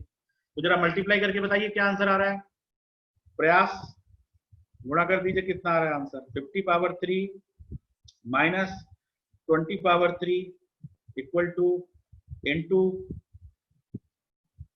4, 2 to the 4 pi into 0.4 divided by 3। कितना आंसर आ रहा है, 196035 आ रहा है मेरा, है ना, 196035। और ये यूनिट है न्यूटन। अब इसको किलो न्यूटन में बदलेंगे तो कितना हो गया, 196.035 किलो न्यूटन। तो क्वेश्चन हमसे किलो न्यूटन में आंसर पूछ रहा है ना, टॉर्क है ये ना, किलो न्यूटन नहीं, ये आंसर था न्यूटन मिलीमीटर में, न्यूटन मिलीमीटर में था, मिलीमीटर को हमने मीटर में चेंज किया तो 1000 से डिवाइड किया, तो अब ये आंसर न्यूटन मीटर में हो गया। तो क्वेश्चन हमसे जो आंसर पूछ रहा है वो न्यूटन मीटर में पूछ रहा है ना, यूनिट पे ध्यान दीजिए, न्यूटन मीटर। तो हमारा कौन सा ऑप्शन सही है, 196, option B is correct. So option B is final. So this question is over. कोई डाउट तो नहीं इस क्वेश्चन में, क्लच के क्वेश्चन, ब्रेक के question, I will give you sufficient input so that you can attempt the question, ठीक है। तो ये बस ये फॉर्मूला याद रखिए, प्रेशर के फॉर्म में और लोड के फॉर्म में। तो now can we move to the next question, so okay. Yes, sir. तो now I am moving to question number 17, है ना, question number 17। Question number 17, a spur gear has a module of 3 millimeter. Again it is a question of gear. तो देखो अब हम लोग जो तैयारी कर रहे हैं वो हमारी तैयारी कैसी चल रही है, फ्लक्चुएटिंग प्रिपरेशन चल रही है हमारी, है ना। हम एक टॉपिक को नहीं पढ़ रहे हैं, हम अपने टॉपिक को बार बार चेंज कर रहे हैं। जैसे जब शाफ्ट रोटेट होता है तो उसका स्ट्रेस चेंज होता है, कभी कंप्रेसिव स्ट्रेस, कभी टेंसाइल स्ट्रेस होता है ना।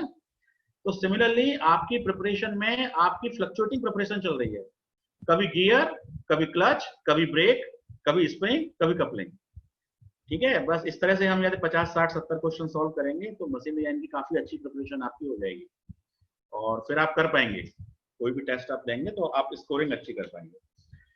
So this question related to spur gear has module of 3 millimeter. So M is 3, number of the teeth is 16, so Z equal to 16. A face with 36, so B equal to 36, and a pressure angle 20 degree, so alpha is 20 degree pressure angle. It is transmitting a power of 3 kilowatt, so power is 3 at 20 revolutions per second, so omega is 20 revolutions per second. 1 second में 20 revolutions.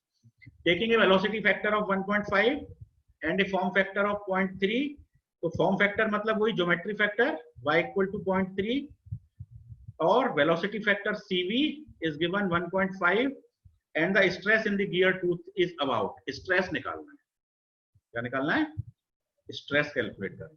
तो gear के case में तो आपको input मिल ही चुका है. sb equal to क्या होता है? mb sigma b y. ये हमारी बीम स्ट्रेंथ होती है. और ये जो बीम स्ट्रेंथ होती है, ये बीम स्ट्रेंथ ज्यादा होनी चाहिए गियर पर आने वाले फोर्स से. गियर पर आने वाले फोर्स से, जो एक्चुअल में फोर्स आ रहा है उस फोर्स से बीम स्ट्रेंथ हमारी ज्यादा होनी चाहिए. तो हम डिजाइन पॉइंट ऑफ व्यू से इसको इक्वल लेकर के हम सॉल्यूशन कर लेते हैं. SB equal to P effective लेके हम सॉल्व कर लेते हैं. ये हमारा जनरल इक्वेशन होता है गियर सॉल्विंग के. ठीक है, तो आप देखो कैसे कर सकते हैं हम इसे. बताओ, any suggestion? Power is given, power is given है ना. एंगुलर वेलोसिटी इज गिवन है ना. एंगुलर वेलोसिटी को आप तो उसमें चेंज कर सकते हो आरपीएम में, बड़े आराम से कर लोगे. ओमेगा बराबर क्या होता है? 2 पाई n बाई 60. बोलो होता है कि नहीं? ओमेगा बराबर 2 पाई n बाई 60. ओमेगा 20 दे रखा है. Yes sir. ओमेगा की जगह 20 रख दो.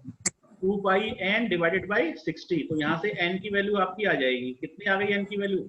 सॉल्व कर दीजिए जरा. 1200 बटे 2 पाई, 600 बटे पाई हो गया एक तरह से ना. 600 बटे पाई कितना आंसर आ रहा है? बोल दीजिए. So it is 600 divided by pi. Answer आ रहा है 190.98. 190.98. ये आरपीएम हो गया आपका.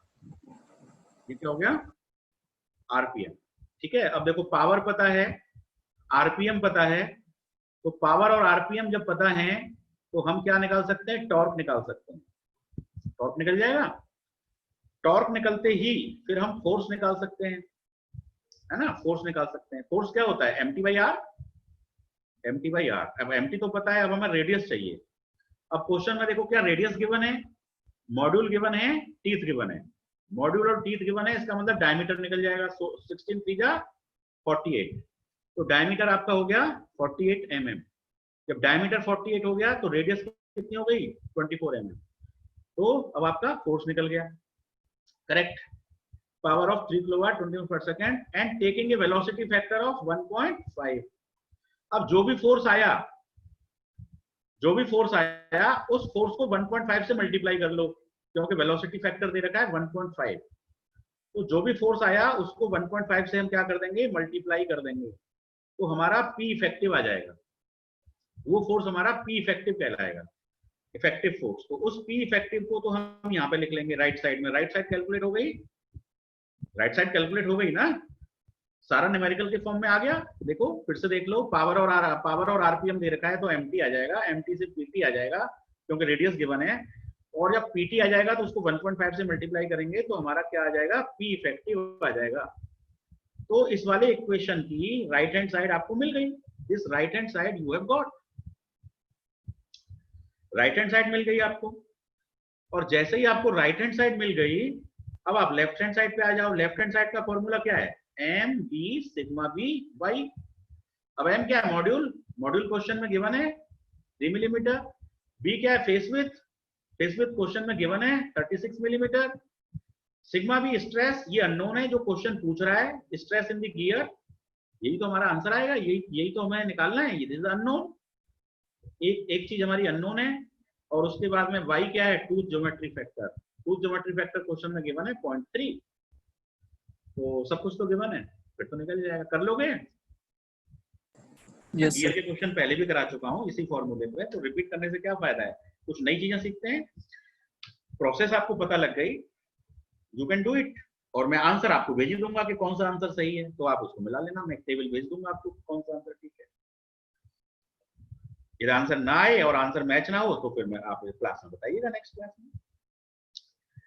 तो बताइए सिद्धार्थ चंदेल, आगे चलें। Aditya Yes, sir. राज, है ना, क्वेश्चन क्लियर है बिल्कुल, है ना। जरा सा आप एक्सप्लेन कर दीजिए सिद्धार्थ चंदेल क्वेश्चन का प्रोसीजर दोबारा से शॉर्ट में, क्या क्या करेंगे, कैसे करेंगे। सर पावर दी है, पावर से टॉर्क निकाल लेंगे। पावर और आरपीएम से टॉर्क निकाल लेंगे, वेरी गुड। टॉर्क के बाद पीटी निकल आएगा। Very good. पीटी निकालने के बाद सर इफेक्टिव लोड निकल आएगा, उसमें वेलोसिटी फैक्टर दिया है, उससे मल्टीप्लाई कर देंगे, वेरी और गुड। उसको इक्वल रख देंगे बीम स्ट्रेंथ से। उसके बाद एसवी के इक्वल रख देंगे और एसवी का formula MV sigma V Y है। Yes, sir. तो एवरीथिंग इज गिवन। क्वेश्चन बहुत बाकी ही सब दे देंगे। है ना, बस थोड़ा कैलकुलेशन इफेक्टिवली करनी है और यूनिट कॉम्पिटिबिलिटी का ध्यान रखना है। गलतियां तो यही होती है, सिली मिस्टेक, या तो यूनिट का आप ध्यान नहीं रख रहे हैं, है ना, पता लगा किसी ने वेलोसिटी फैक्टर ही छोड़ दिया, पूरा प्रोसेस कर लिया लेकिन वेलोसिटी फैक्टर छोड़ दिया। तो प्रैक्टिस से ये चीजें आ जाएंगी और जब बार बार आप कोशिश करेंगे तो आपका टाइम मिनिमाइज हो जाएगा क्वेश्चन को सॉल्व करने में, है ना, टाइम मिनिमाइज हो जाएगा। तो आपको दो ही चीजों पर ध्यान रखना है। एक मतलब जो मेन चीजें ध्यान रखने की हैं वो मैं आपको जरा सा एक बार और बता दूं। आपको एक तो अपनी स्पीड पे ध्यान रखना है कि आपको क्वेश्चन को करने में समय कितना लग रहा है ना, थोड़ा टाइम को भी आप, क्योंकि टाइम मैनेजमेंट बहुत इंपॉर्टेंट है ना, तभी आप इफेक्टिव होंगे। यदि आप टाइम के अंदर पेपर सॉल्व कर रहे हैं, उसमें क्वेश्चन सॉल्व कर रहे हैं, then you are effective. Time ज्यादा लगा रहे हैं इसका मतलब भले ही आपको आप इफिशिएंट हैं लेकिन आप इफेक्टिव नहीं है। तो एक स्पीड पे ध्यान रखिए, दूसरा यूनिट्स कॉम्पेटिबिलिटी पे ध्यान रखिए। यूनिट कॉम्पेटिबिलिटी पे ध्यान रखेंगे तो आपकी एक्यूरेसी बढ़ जाएगी, है ना। एक्यूरेसी मतलब जब आप क्वेश्चन लगा रहे हैं और आपका जो आंसर आ रहा है तो आप ज्यादा एक्यूरेट होंगे कि हाँ आंसर यही आएगा, है ना। अन्यथा आप डाउट में रहेंगे, यार पता नहीं ये है कि नहीं है, मैंने यूनिट का ध्यान दिया है नहीं दिया है। तो यूनिट कॉम्पेटिबिलिटी पे यदि आप थोड़ा फोकस करेंगे then your accuracy will increase, है ना। और जब आपकी एक्यूरेसी बढ़ेगी तो नेचुरली आपका टाइम रिड्यूस होगा।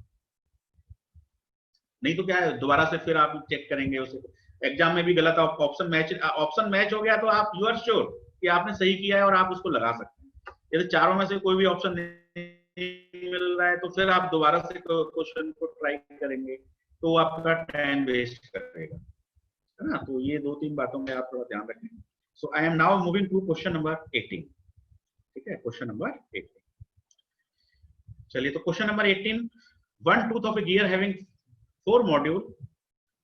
अब ये भी गियर का ही क्वेश्चन है ना। तो गियर का मतलब गियर का वेटेज काफी ज्यादा है मशीन डिजाइन का, गेट में काफी क्वेश्चंस आते हैं गियर के, है ना। लेकिन कभी कभी आते भी नहीं है, जैसे 2013 में कोई भी गियर का क्वेश्चन नहीं था, है ना। अब इसमें इन्होंने गियर को ही फोकस कर लिया। ये कौन सा ईयर चल रहा है, देखो ये ईयर चल रहा है हमारा, हम कौन सी ईयर के गेट क्वेश्चन सॉल्व कर रहे हैं, वी आर सॉल्विंग 2008, है ना। 2008 के क्वेश्चन हम सॉल्व कर रहे हैं। तो 2008 में आप देखो, एक क्वेश्चन जनरल बियरिंग का है, एक क्वेश्चन क्लच का है, और उसके बाद गियर के एक गियर का ये क्वेश्चन है और एक ये भी गियर का क्वेश्चन है, और देखो अगला क्वेश्चन वो भी गियर का ही है। 3 क्वेश्चंस ऑन द गियर है, और उसके बाद नया ईयर शुरू होगा, है ना। 3 क्वेश्चंस ऑन द गियर, फिर ईयर आ रहा है, तो गियर के बहुत सारे क्वेश्चंस आए। ठीक है, चलिए, तो गियर के क्वेश्चन में अब हम थे क्वेश्चन नंबर 18 पर। ठीक है, आप लोगों को इंटरेस्ट आ रहा है कि नहीं आ रहा है, ये बताइए जरा, बोरियत तो नहीं लग रही है? थोड़ा बात किया करो फैकल्टी के साथ, आप बात करोगे, रिलेशन करोगे तब ना, तभी तो आपकी बात मुझे पता लगेगी, है ना, मेरी बात आपको पता लगेगी, है ना। बात कर सकते हैं आप, नो प्रॉब्लम। अभी तक मतलब कुछ ऐसा तो नहीं लग रहा है कि बस सर ऐसे ही पढ़ाते जा रहे हैं और कोई हमारे काम का नहीं है, और ऐसा तो नहीं लग रहा है, मतलब कुछ आपको लग रहा है कि you are getting some input? जवाब दीजिए। आप लोग चैट में जवाब ज्यादा देते हैं। चलो मैं चैट देखता हूँ।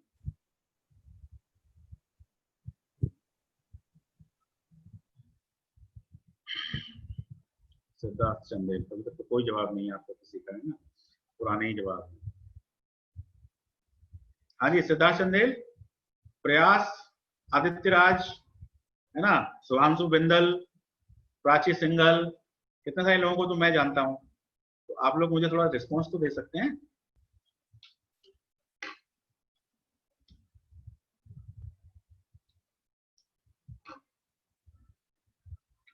क्योंकि सिद्धार्थ चंदेल बोलिए जरा, कुछ तो बोलिए। हाँ सर। यस सर, है ना? ठीक लग रहा है? मतलब आपको इनपुट समझ में आ रहा है? अभी तक हमने 17 क्वेश्चन किए हैं, है ना? सारे क्वेश्चन गेट में आए हुए क्वेश्चन है, अलग अलग टॉपिक के क्वेश्चन है। So I think this is the right way of preparation. Yes sir. तो चलिए question number 18, one tooth of a gear having 4 मॉड्यूल। So module is given how much? m equal to 4, 32 teeth, z equal to 32. As shown in the figure, assume that the gear tooth and the corresponding tooth space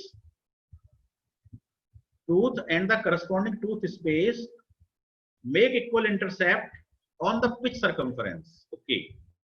तो देखो gear के tooth की shape ऐसी तो रहती है, ऐसी रहती है ना? तो मान लो कि ये पिच सर्किल जा रहा है, तो इस वाली डिस्टेंस को हम क्या कहते हैं? यही तो गियर टूथ का स्पेस है। गियर टूथ और दो टीथों के बीच में जो डिस्टेंस है वो कहलाती है टूथ स्पेस। इसको कहते हैं टूथ स्पेस और इसको कहते हैं टूथ विड्थ।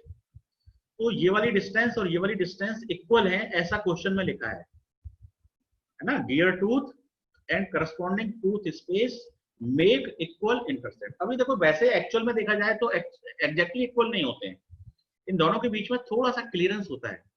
टूथ स्पेस जो होता है वो गियर टूथ से थोड़ा सा ज्यादा होता है, क्योंकि जब गियर के टूथ स्पेस में पिनियन का टूथ आएगा तो यदि ये एग्जैक्टली इक्वल होगा तो उनके बीच में फिर अंडरकटिंग और इंटरफेरेंस की प्रॉब्लम जनरेट हो जाएंगी। तो जनरली टूथ स्पेस थोड़ा सा ज्यादा होता है ना, थोड़ा सा ज्यादा होता है। लेकिन क्वेश्चन ये कह रहा है कि आप इन दोनों को इक्वल मान सकते हैं, क्योंकि उनमें बहुत ज्यादा फर्क नहीं होता है। तो from calculation point of view these two things can be made equal, so that the gear tooth and the corresponding tooth space make equal intercept. Equal intercept मतलब ये वैल्यूज इक्वल है, ठीक है, on the pitch circumference. The dimensions a and b, a और b, अब a कहाँ है? ये वाली डायमेंशन है, देखो फिगर में दे रखा है, एंड b ये वाली डायमेंशन है, रेस्पेक्टिवली आर क्लोजेस्ट टू।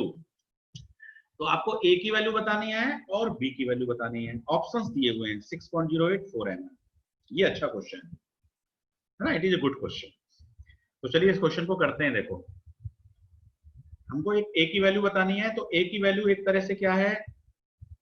इसके बराबर है ना? टूथ विड्थ के बराबर है a की वैल्यू, है ना? यदि आप कर्व पे लेंगे टूथ विड्थ और इस पे लेंगे तो इन दोनों वैल्यूज में बहुत अंतर नहीं मिलता है ना। एक टूथ के लिए जो एंगल आता है, तो ये आपका कौन सा सर्किल है? ये सर्किल आपका कौन सा है? वही वाला सर्किल है, पिच सर्किल है ये आपका, है ना? पिच सर्किल है। तो इसका कोई ना कोई एक सेंटर होगा, तो मान लेते हैं कि इसका ये सेंटर है, this is the centre O। तो अब आप इसको यहां से ज्वाइन कर देंगे, इस सेंटर से इसको ज्वाइन कर देंगे, तो ये वाला जो एंगल है, ठीक है, इस एंगल को मान लेते हैं कि जो भी है थीटा एंगल है, this is theta angle, correct? अच्छा, एंगल के बीच में और आर्क लेंथ के बीच में क्या रिलेशन होती है?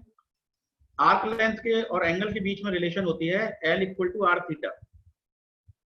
ये तो आप लोग 9th क्लास में पढ़ते हैं, L equal to R theta. L का मतलब क्या है? Length of arc, length of arc. R मतलब रेडियस और थीटा मतलब angle, angle subtended by the arc, है ना? आर्क कितना एंगल बना रही है? तो ये देखो ये वाली जो आर्क है ये यहाँ पे कितना एंगल बना रही है? थीटा एंगल बना रही है, करेक्ट? थीटा एंगल बना रही है। तो क्या आप इस एंगल को निकाल सकते हो? ठीक है, L equal to R theta, L equal to R theta, correct है? तो एक तो हम यहाँ पर एक लाइन भी हम ड्रॉ करते हैं। तो इसमें ड्रॉ करने के लिए मान लो कि मैंने यहाँ से लाइन ड्रॉ की, दिस इज द लाइन, ध्यान से देखना, ये मैंने लाइन ड्रॉ कर दी मैंने। अब ये पूरा जो एंगल था ये दो पार्ट में डिवाइड हो गया, तो जो बचा हुआ पार्ट है ये θ/2 हो गया और ये वाला पार्ट भी θ/2 हो गया, करेक्ट है? अब ये बताओ यहां से लेकर के यहां तक की डिस्टेंस ये क्या कहलाती है? कोई भी बताइए। पॉइंट A से लेकर के पॉइंट B तक की डिस्टेंस क्या बोलते हैं? इसको सर्कुलर पिच बोलते हैं कि नहीं बोलते हैं?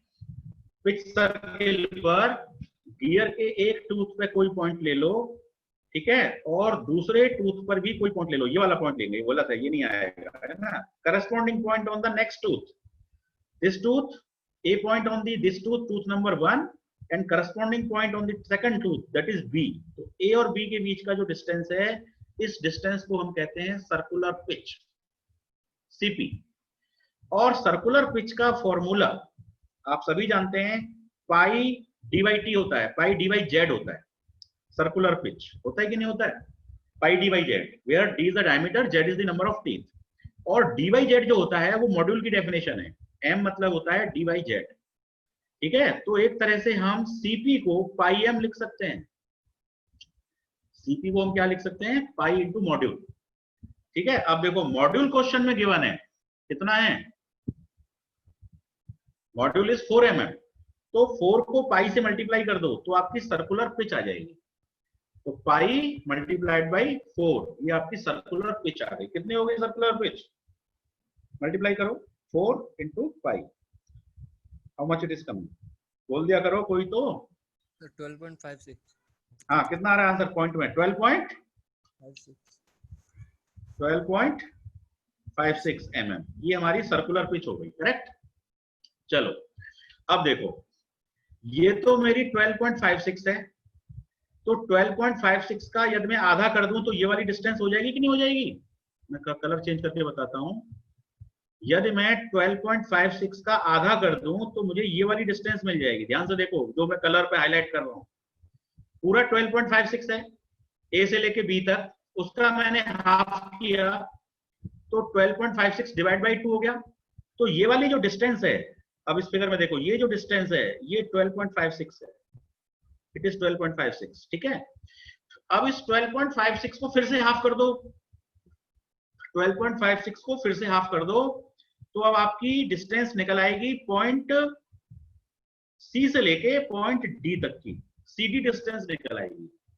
तो CD इक्वल टू एक तरह से कितना हो जाएगा? सर्कुलर पिच डिवाइडेड बाई 4, है ना। सर्कुलर पिच को हमने 4 हिस्सों में बांट दिया, तो हमको क्या मिल जाएगा? CP हमारा आया 12.56 और उसको हमने 4 से डिवाइड किया, तो अब हमको CD मिल जाएगा। तो CD निकाल लीजिए, कितना हो गया? 12.56 डिवाइडेड बाई 4, 3.14 आ गया, ठीक है, 3.14 mm CD मिल गया। अब देखो CD जो है वो लेंथ ऑफ आर्क है, और एंगल आपका कितना है? θ/2 है। एंगल आपका कितना है? θ/2, या इसको अल्फा बोल दो, है ना। एंगल आपका कितना है? अल्फा, अल्फा बराबर θ/2, अल्फा बराबर θ/2, हम ये अल्फा बोल देते हैं इसको। तो देखो हमारा फॉर्मूला क्या था? L equal to R theta. अब लेंथ ऑफ आर्क हमारी आई है 3.14, ठीक है। अब उसके बाद हमें क्या चाहिए? रेडियस और एंगल। तो बताइए, क्या हमको रेडियस पता है? रेडियस हमें पता है, क्योंकि रेडियस कैसे निकालोगे? d बराबर क्या होता है? mz। अब d हमारा मॉड्यूल है हमारा 4 और z हमारा 32 क्वेश्चन में गिवन है, तो 4 मल्टीप्लाइड बाई 32 कितना हो गया? 128। और जब डायमीटर 128 हो गया तो रेडियस कितनी हो गई? 64। तो अब हम यहाँ पे रेडियस की जगह पर 64 यूज कर लेंगे, और थीटा को, थीटा क्या? अल्फा है, ये अल्फा बोल दिया हमने से अब, और अल्फा से इसे कैलकुलेट कर लेंगे। तो अल्फा कितना आया ये बताइए, अल्फा को सॉल्व करिए। तो आपको मिलेगा 3.4 डिवाइडेड बाई 64, ये हमारा अल्फा आ गया 0.053 रेडियन। ये अल्फा हमारा किस में कैलकुलेट हुआ? रेडियन में कैलकुलेट हुआ, 0.053। अच्छा क्वेश्चन है ये, इसको करने के लिए थोड़ा सा मतलब आपको मैथमेटिकली शार्प होना पड़ेगा। तो अल्फा इज 0.053 रेडियन, है ना। अब रेडियन को यदि आप डिग्रीज में कन्वर्ट करना चाहते हैं तो आपके पास क्या होगा? 180 से इसे मल्टीप्लाई कर देंगे और पाई से इसे डिवाइड कर देंगे, तो ये हमारा आंसर डिग्रीज में आ जाएगा। तो अल्फा की वैल्यू बता दीजिए डिग्रीज में कितनी आ रही है? प्रयास बताओ कितनी आ रही है, बोलिए। 3 डिग्री। हाँ, डिग्रीज में कितनी वैल्यू आ रही है अल्फा की? ये जो था सर यहाँ पे 3.14 होगा, L बाई जो आपने 3.4 कर दिया है। अच्छा, ये 3.14 आया हमारा। Very good, yes very sir. Good. Yes ये सर, तो 3.14 होगा तो 3.14 डिवाइड बाय 64 करना पड़ेगा, है यस ना? सर, तो सर वेरी गुड। 2.81 ये वैल्यू डिग्री आ रहा है सर। 0.049 आ रही है फाइनल, यस सर, है ना? इट इज हाँ कमिंग यही आ रही है सर, 0.049। 0.049 और yes sir, 0.049 into 180 divided by पाई। अब तो ऐसे तो बिल्कुल सही, ऐसे बताया करिए। तो अभी आंसर कितना हो गया? 2.81 आ गया मेरा एंगल, यस सर, यही आ रहा है। 2.81 डिग्री एंगल आ गया, करेक्ट? तो देखो अब ये अल्फा तो 2.81 है, ठीक है? जरा सा मैं अब जो है ये चीजें आप जरा सा फोटो ले लीजिए, जिससे मैं आपको पूछूं कि सर्कुलर पिच कितना था या ये कितना था वो कितना था, तो थोड़ा सा इसको फोटो ले लीजिए आप, है ना? स्क्रीनशॉट ले लीजिए इसको। और मैं अभी जो है इंक को क्लियर करूंगा, या हाँ चलिए मैं इंक क्लियर कर देता हूँ। तो अब हम देखो, अब तक हम क्वेश्चन में हमने क्या कर लिया, इस तरह से आप थोड़ा समझो कि ये तो सेंटर था, ये हमारी ये पॉइंट सी था, ये पॉइंट डी था, इसको लाइन को हमने एक्सटेंड किया था, तो ये वाला एंगल हमारा आया 2.81 degree. This angle is 2.81 degree, ठीक है? और ये CD की जो वैल्यू है, CD हमारी आर्क लेंथ आई थी 3.14 mm, इतना तो हम कर चुके हैं, करेक्ट? अब देखो रेडियस हमारी कितनी आई थी, डायमीटर हमने निकाल लिया था, रेडियस भी हमने निकाल ली थी, तो रेडियस कितने mm आई थी हमारी? 32 32 इंटू 4 128, 128 का हाफ 64 mm हमारी रेडियस आई थी। तो देखो रेडियस फिगर में कहां से कहां तक है, O से लेके D तक, ये सर्किल की रेडियस ही तो है। ये हमारा पिच, ये कौन सा सर्किल है? पिच सर्किल है, ये पिच सर्किल है। तो OD जो है वो हमारी पिच सर्किल रेडियस है, that is pitch circle radius. इसमें तो कोई डाउट होना नहीं चाहिए कि it is A pitch circle radius. तो इसकी वैल्यू कितनी आ गई है? 64 mm। तो अब देखो OD आपके पास 64 है, एंगल आपको पता है, तो क्या आप ये वाली डायमेंशन नहीं निकाल पाओगे ट्रायंगल से? मान लो कि इस पॉइंट को मैं E नाम दे दूं, तो क्या आप DE नहीं निकाल पाओगे? बड़े आराम से निकाल लोगे। यदि आप इस एंगल के लिए बात करें, तो इस एंगल के लिए ED क्या है? परपेंडिकुलर, और ये OD क्या है? हाइपोटेनस। तो साइन थीटा लगा दो, तो आपका हो गया sine 2.81 sine theta equal to ED divided by radius. Radius कितनी है? 64। ED कैलकुलेट करिए कितना आया, फाइंड ED। प्रयास बताइए। आई एम वेरी हैप्पी कि आपने बोलना शुरू किया, very good. 64 sin 2.81, how much it is coming? 3.13 3.137 आ गया ये, है ना? यस सर, 3.13 ले लेते हैं इसको, तो ED की वैल्यू हो गई हमारी 3.13, करेक्ट है? अब देखो ED जब हमारा 3.13 हो गया, ठीक है, तो अब FD कितना हो जाएगा बताओ? ED का डबल करोगे तो FD आ जाएगा 6.26। यस, तो उसका आंसर हो गया 6.26। तो अब देखो जो FD है वही आपका A है। क्वेश्चन में यही तो पूछा जा रहा है, dimension A and B, A भी पूछी जा रही है और B भी पूछी जा रही है। तो जो FD है वही आपका A है, तो A की वैल्यू हो गई 6। This is a good question, है ना? इसको हर कोई नहीं कर पाएगा, प्रैक्टिस करेंगे तो वही कर पाएंगे इसको। तो A इक्वल टू 6.26। एक डायमेंशन हम निकाल चुके हैं, आई थिंक यहां तक क्लियर है। फिर से समझ लो, ए को मैंने निकालने के लिए मैंने क्या प्रोसीजर अपनाया है? मैंने सर्कुलर पिच का फंडा अपनाया है ना? सर्कुलर पिच को मैंने 1/4 किया है, तो मेरे को CD मिल गई है, CD से मुझे एंगल मिल गया है, एंगल से मैंने ED निकाल लिया है, ED का मैंने डबल कर दिया है, तो FD आ गया, और FD बराबर A, तो मेरा A निकल गया बोल रहा, करेक्ट? तो 6.26। तो कौन सा आंसर मैच कर रहा है जरा बताओ? C और देखो D में से कोई होगा सर। 6.2 इसमें भी आ रहा है और 6.2 इसमें भी आ C रहा और है, D, तो C और D है, A और B को तो हटा सकते हैं, है ना? जैसे कौन बनेगा करोड़पति में करते हैं ना, 50-50।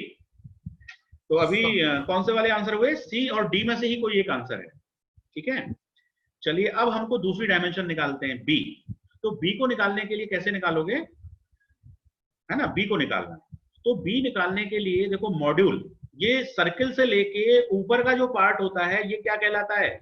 सर्किल से ऊपर तक का जो पार्ट होता है वो कहलाता है अडेंडम। क्या कहलाता है? ऊपर वाला Addendum. एडेंडम, नीचे वाला डिडेंडम। यस, नीचे वाला जो पार्ट है वो कहलाता है डिडेंडम, है ना। तो यहां तक आप लेंगे तो ये रूट सर्किल तक लेंगे तो डिडेंडम, और टॉप सर्किल तक लेंगे तो वो कहलाएगा अडेंडम। तो अडेंडम की जो वैल्यू होती है वो मॉड्यूल के बराबर होती है, और हमें क्वेश्चन में दी भी हुई है कि ये वैल्यू m है, ये वैल्यू m है, it is given in question है। हालांकि वो टूथ प्रोफाइल के हिसाब से अलग अलग होती है। 20 डिग्री टूथ प्रोफाइल में अडेंडम m होता है, तो 14.5 डिग्री में अडेंडम कुछ और होता है ना। तो उस चक्कर में हमको पढ़ना नहीं है, because it is given in question. तो ये वाली वैल्यू तो m है। अब m के अंदर यदि हम ce को जोड़ दें, इसको जोड़ दें ce को प्लस कर देंगे तो हमारा b निकल के आ जाएगा कि नहीं आ जाएगा, बताओ, बोलिए। फिर तो हमारा c निकल के आ जाएगा ना। यदि हम m के साथ m को ले लें और हम किसको ले लें, c को ले लें, है ना। एक तो हम ले लें, मान लो मैं कलर जरा चेंज कर देता हूं, एक तो हम ले लें m को और एक ले लें हम c को। तो m प्लस ce करने से हमको b मिल जाएगा जो क्वेश्चन में पूछा गया है। तो b equal to m plus c, correct. अब देखो m की वैल्यू तो 4 है, क्वेश्चन में दे रखी है। अब आप ये देखो c को आप कैसे फाइंड करोगे, c फाइंड करना बड़ा आसान है, ठीक है। क्योंकि देखो o से लेके c तक, ओसी कितना है, ओसी की वैल्यू कितनी है प्रयास, ओसी की वैल्यू 64 mm है, रेडियस के बराबर है। ओसी मतलब रेडियस, यस सर 64। देखो ओडी भी रेडियस है, ओएफ भी रेडियस है, ओसी भी रेडियस है, ये सब रेडियस है, सर्किल की रेडियस है। तो ओसी की वैल्यू 64 है। अब हम ओसी में से यदि ओई को माइनस कर देंगे, ओसी में से ओई को माइनस कर देंगे तो हमारा सीई निकल के आ जाएगा, करेक्ट है। अब देखो ओसी तो रेडियस है यानी कि 64। अब बचा ओई, ओई को फिर हम ट्रायंगल से निकाल सकते हैं, है ना। ट्रायंगल, ये एंगल पता है 2.81, तो इस एंगल के लिए ये क्या है, बेस है। तो कॉस कंपोनेंट लगा दो, cos 2.81 equal to base upon hypotenuse, और बेस हमारा कितना है, ओई अपॉन हाइपोटेनस, हाइपोटेनस कितना है हमारा, रेडियस, रेडियस मतलब 64। तो बताइए ओई कितना आया, सॉल्व कर दीजिए। 64 cos 2.81, 64 cos 2.81, 63.92, 63.92 sir. Very good, 63.92 mm हमारा ये आ गया, ठीक है। अब ओसी 64 है, 64 में से हमने माइनस करना है 63.92, तो हमारा सीई निकल के आ जाएगा। तो 64 में से 63.92 माइनस करिए, 0.077। Very good, very good. तो ये आ गया पॉइंट कितना, 77 0.077, 769 आएगा तो 77 हो जाएगा। हाँ ठीक है, ठीक है, 0.077 आ गया। ओ ये हमारी वैल्यू कौन सी आ गई, सीई, ये हमने सीई निकाल लिया। बस अब सी को इसमें एम में जोड़ दोगे तो बी आ जाएगा। तो सी की जगह आप लिख दो 0.077, जोड़ो कितना हुआ, 4.077 हो गया। तो 4.077 को अब हम देखो ऑप्शन से मिलाओ, तो बताओ 4.1 ऑप्शन आएगा या 4.3 आएगा, 3 सर। है ना। काफी काफी क्लोज आंसर है, लेकिन जो मोस्ट अप्रोप्रिएट आंसर है वो 4.1 हो गया ये, है ना। तो 4.1 इज राइट। इसका मतलब कौन सा ऑप्शन करेक्ट है, option D, option D is right, है ना। Good question. यदि आपको इसमें क्वेश्चन में समझ में ना आया हो तो मैं इसे रिपीट कर सकता हूँ, अभी इसको दोबारा से एक बार एक्सप्लेन कर सकता हूँ। तो जरा बताइए सब लोग कि समझ में आ गया है तो हम आगे चलेंगे। Yes sir. बाकी रिकॉर्डिंग भी सुन सकते हैं आप समझने के लिए, है ना, बाद में। तो अच्छा क्वेश्चन है, मैथमेटिकल है, थोड़ी सी गियर की, टूथ की, स्पेस की, सर्कुलर पिच की, वो काफी चीजें रिवाइज हो जाती हैं एक क्वेश्चन से, है ना। मॉड्यूल रिवाइज हो गया, सर्कुलर पिच रिवाइज हो गया, है ना, geometry, trigonometry, tooth space, tooth width, है ना, मैनी थिंग्स भी है एक क्वेश्चन के अंदर रिवाइज हो जाती है। तो ए एंड बी, तो आंसर डी इज करेक्ट। चलें अगले क्वेश्चन पर। So now we are moving to question number 19। चलिए जरा सा इंक खाली कर देते हैं।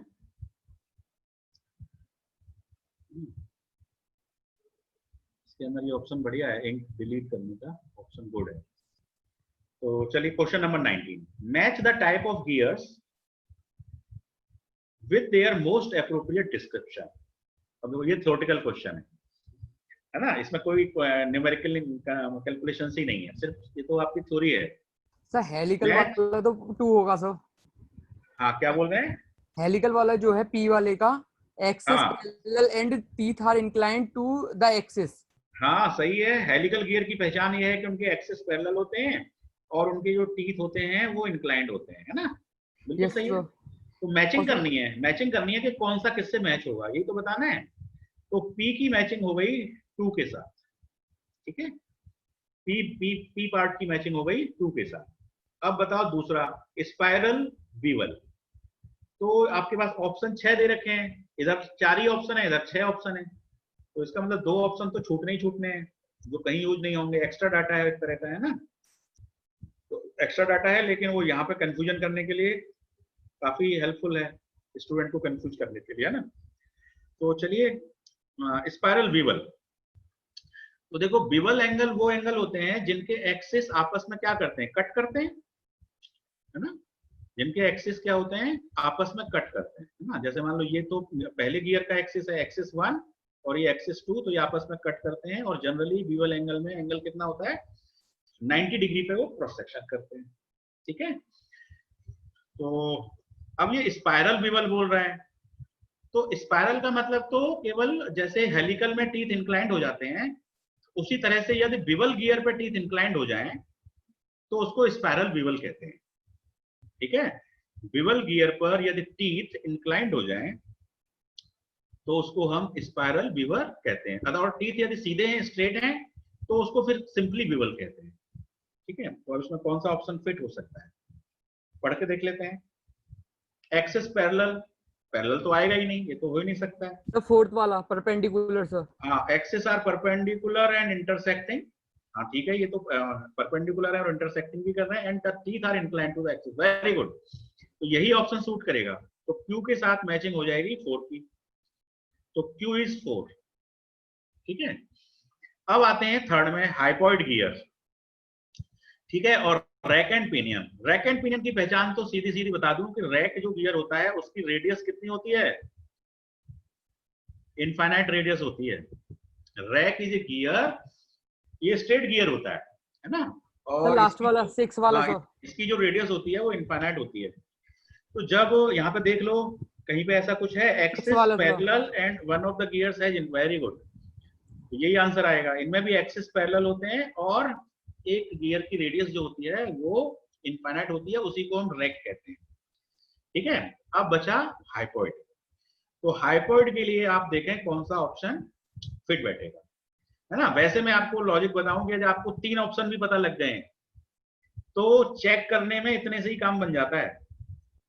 अब आप चेक करके देखेंगे, मान लो, है ना, चेक करके देखते हैं। तो देखो अभी हमारा जैसे क्वेश्चन नंबर कौन सा था, ये क्वेश्चन नंबर वाज 19 पर थे हम, फाइल आगे चली गई है, क्वेश्चन नंबर 19 पे आ गया, yes this is the question.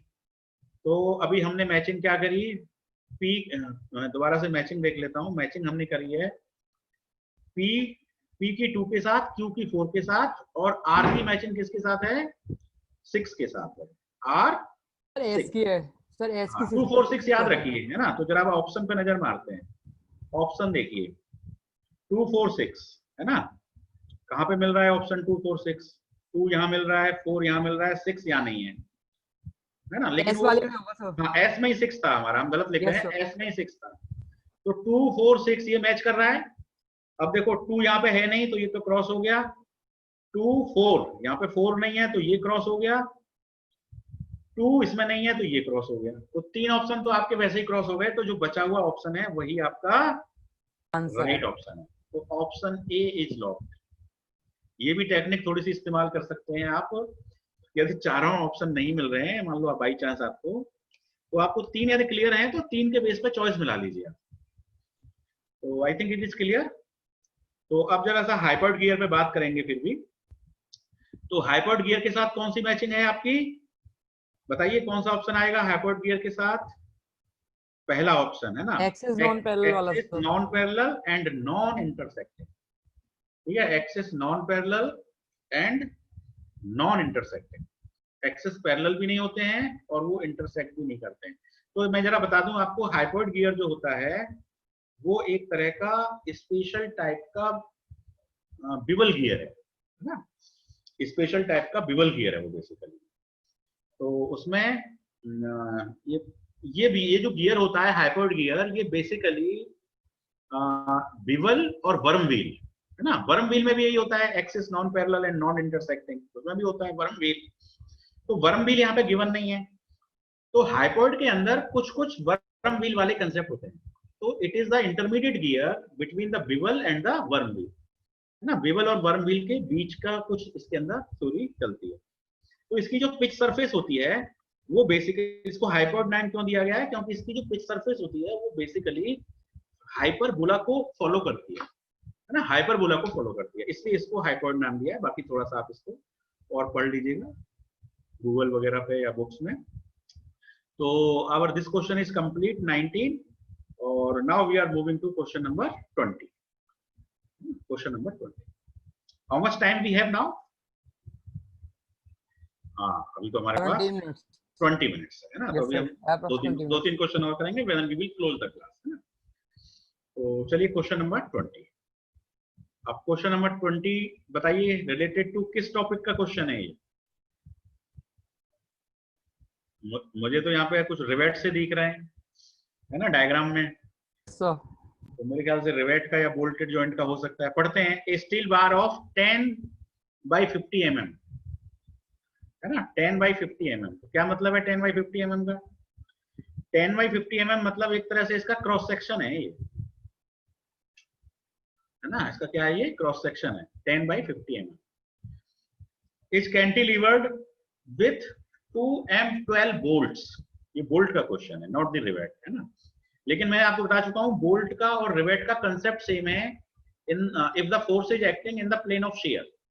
तो इस डायग्राम को देख के मुझे पता लग रहा है कि जो फोर्स है, फोर्स की वैल्यू कितनी है, 4 किलो न्यूटन। तो ये जो फोर्स है ये बोल्ट के क्रॉस सेक्शन जो है, बोल्ट के जो क्रॉस सेक्शन है, इन क्रॉस सेक्शन के प्लेन में एक्ट कर रहा है ना, प्लेन सेम है।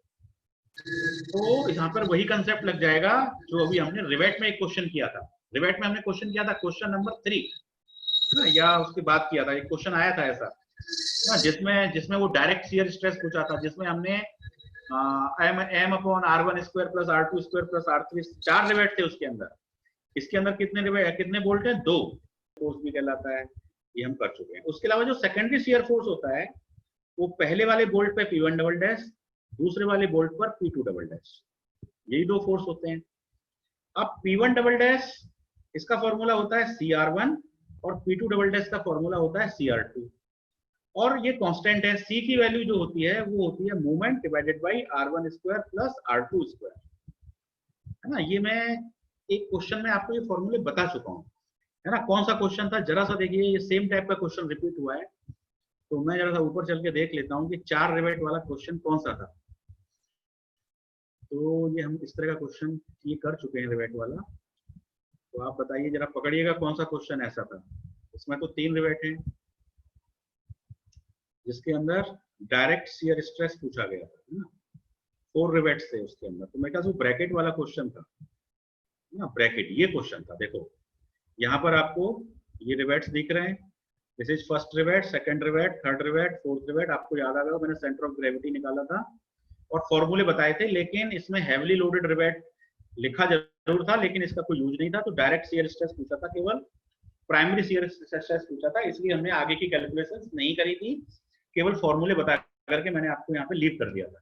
Now I am moving, question number 10 है ना, पर सिमिलर टाइप का क्वेश्चन। तो अभी हम चलते हैं क्वेश्चन नंबर 19 पर दोबारा से। ये आ गया क्वेश्चन 19, ठीक है। अब इस क्वेश्चन नंबर 19 में आप देखिए P1 CR1 है, P2 CR2 है, कांस्टेंट की वैल्यू m/r1² + r2² है। तो अब इस पर्टिकुलर केस में P और Q का सबसे पहले तो आप निकाल लीजिए सेंटर ऑफ ग्रेविटी। तो ये वाला पॉइंट क्या कहलाएगा, सेंटर ऑफ ग्रेविटी। अभी डिस्टेंस कितनी है 400 का हाफ कर दीजिए तो ये वाली डिस्टेंस कितनी हो गई 200, ये डिस्टेंस 200 हो गई। तो अब सेंटर ऑफ ग्रेविटी जो है वो फोर्स के लाइन ऑफ एक्शन से, ये फोर्स का लाइन ऑफ एक्शन है, तो इस लाइन ऑफ एक्शन से ये कितनी डिस्टेंस पर है, ये कितनी डिस्टेंस पर है, इसी को हम कहते हैं इसेंट्रिसिटी। इसेंट्रिसिटी का मतलब है कि हमारा सेंटर ऑफ ग्रेविटी फोर्स के लाइन ऑफ एक्शन से कितनी डिस्टेंस पर लाई कर रहा है। तो देखो ये 1.7 मीटर यानी कि 1700 मिलीमीटर हो गया, ठीक है। 1700 में ये 100 जो है प्लस कर दो, तो 1700 प्लस 100 1800, ये 1800 हो गया यहाँ तक।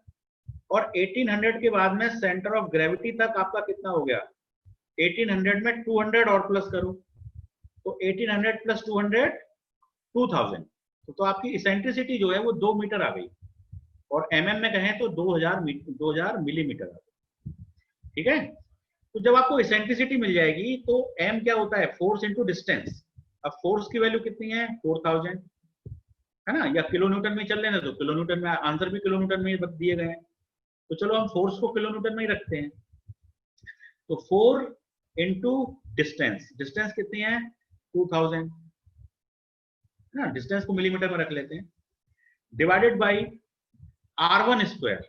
अब r1 और r2 कितने हैं यहाँ पे, r1 जो होता है वो पहले रिवेट के सेंटर की डिस्टेंस सेंटर ऑफ ग्रेविटी से, तो ये पहला रिवेट है, ये दूसरा रिवेट है। पहले रिवेट की डिस्टेंस सेंटर ऑफ ग्रेविटी से कितनी है 200 है, तो r1 इज 200 mm।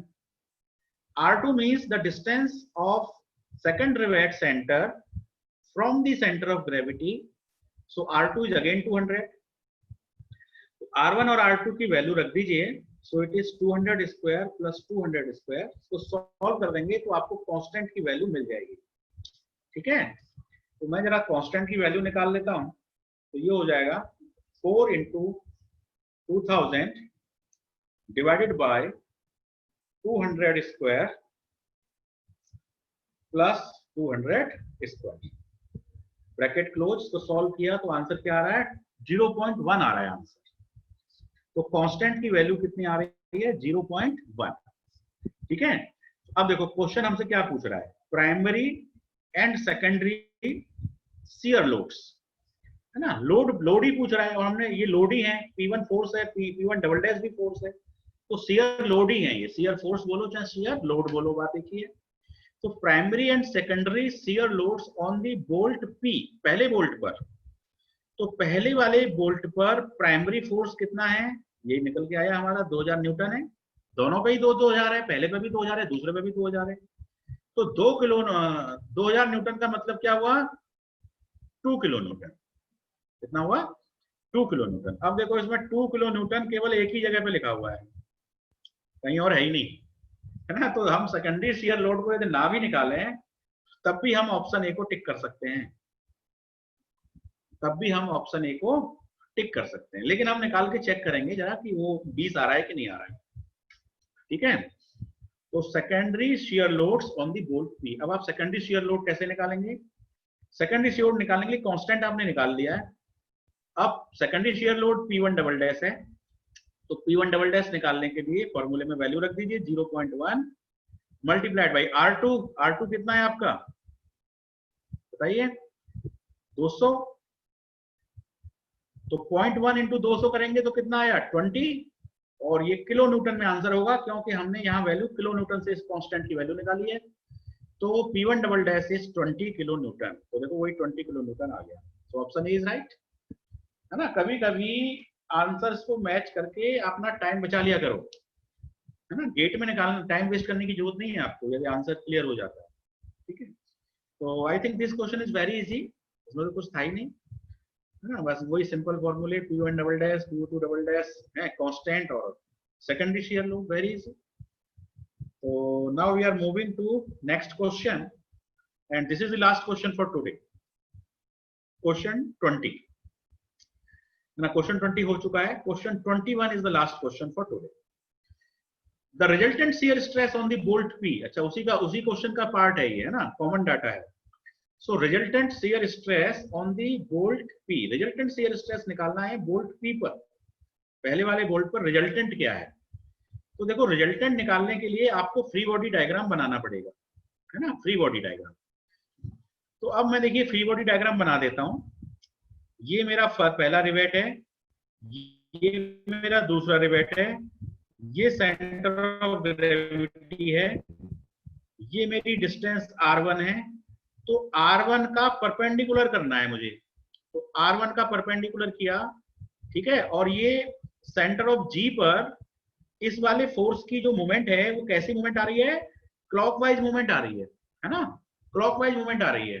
तो मैं इस एरो को ऐसे लगाऊंगा तभी G पर क्लॉकवाइज मूवमेंट आएगी। ध्यान से देखिए, एरो आपको ध्यान से लगाना है, क्लॉकवाइज ही क्लॉकवाइज मूवमेंट है तो क्लॉकवाइज के हिसाब से फ्री बॉडी डायग्राम बना लो। रिवर्स भी बना सकते हैं, आंसर में कोई अंतर नहीं आएगा, बट इट इज इजियर कि यदि क्लॉकवाइज मूवमेंट बन रही है तो फ्री बॉडी डायग्राम में फोर्सेस को उसी तरह दिए। P1 डबल डैश हो गया आपका, ये जो फोर्स है यही सेकेंडरी शियर फोर्स है। सेकेंडरी शियर फोर्स हमेशा रेडियस जो डिस्टेंस होती है उस पर परपेंडिकुलर होता है, हमेशा परपेंडिकुलर होता है। और एरो आप लगा सकते हैं कि ये क्लॉकवाइज बनाएगा या एंटी क्लॉकवाइज बनाएगा, है ना। तो क्लॉकवाइज बना, यदि मैं इस तरह से एरो लगाता उल्टा तो ये एंटी क्लॉकवाइज मूवमेंट बनाता, तो ये हमारे लिए एक तरह से गलत था। तो अब हम दूसरे वाले रिवेट पे जाते हैं। दूसरे वाले रिवेट पे ये वाली डिस्टेंस r2 है और r2 का परपेंडिकुलर मुझे करना है और एरो मुझे इस तरह से लगाना है, ठीक है, सॉरी। तो एरो मुझे इस तरह से लगाना है, यहाँ पर एरो मुझे इस तरह से लगाना है कि ये क्लॉकवाइज मूवमेंट बनाए। तो देखो ये भी क्लॉकवाइज मूवमेंट बना रहा है G पे और ये भी क्लॉकवाइज मूवमेंट बना रहा है G पर। So now the arrows are correct, ठीक है। ये P2 डबल डैश है, P2 डबल डैश CR2 होता है, C की वैल्यू 0.1 है, R2 की वैल्यू 200 है, तो ये भी 20 ही आएगा। तो ये भी 20 किलो न्यूटन का फोर्स है, ये भी 20 किलो न्यूटन का फोर्स है, करेक्ट। अब प्राइमरी शियर फोर्स जो है वो तो डाउनवर्ड है, डाउनवर्ड ही एक्ट करेगा, है ना। तो उसकी वैल्यू तो 2 किलो न्यूटन है, इधर भी 2 है और इस वाले रिवेट पे इधर भी 2 है। तो इस वाले रिवेट पे देखें कि प्राइमरी शियर फोर्स तो डाउनवर्ड है लेकिन सेकेंडरी शियर फोर्स अपवर्ड है। तो रिजल्टेंट निकालने के लिए क्या हो जाएंगे, दोनों सब्ट्रैक्ट हो जाएंगे। तो 20 में से 2 हटा दिया तो कितना आ गया, 18 is the resultant. 18 kilo Newton is the resultant force.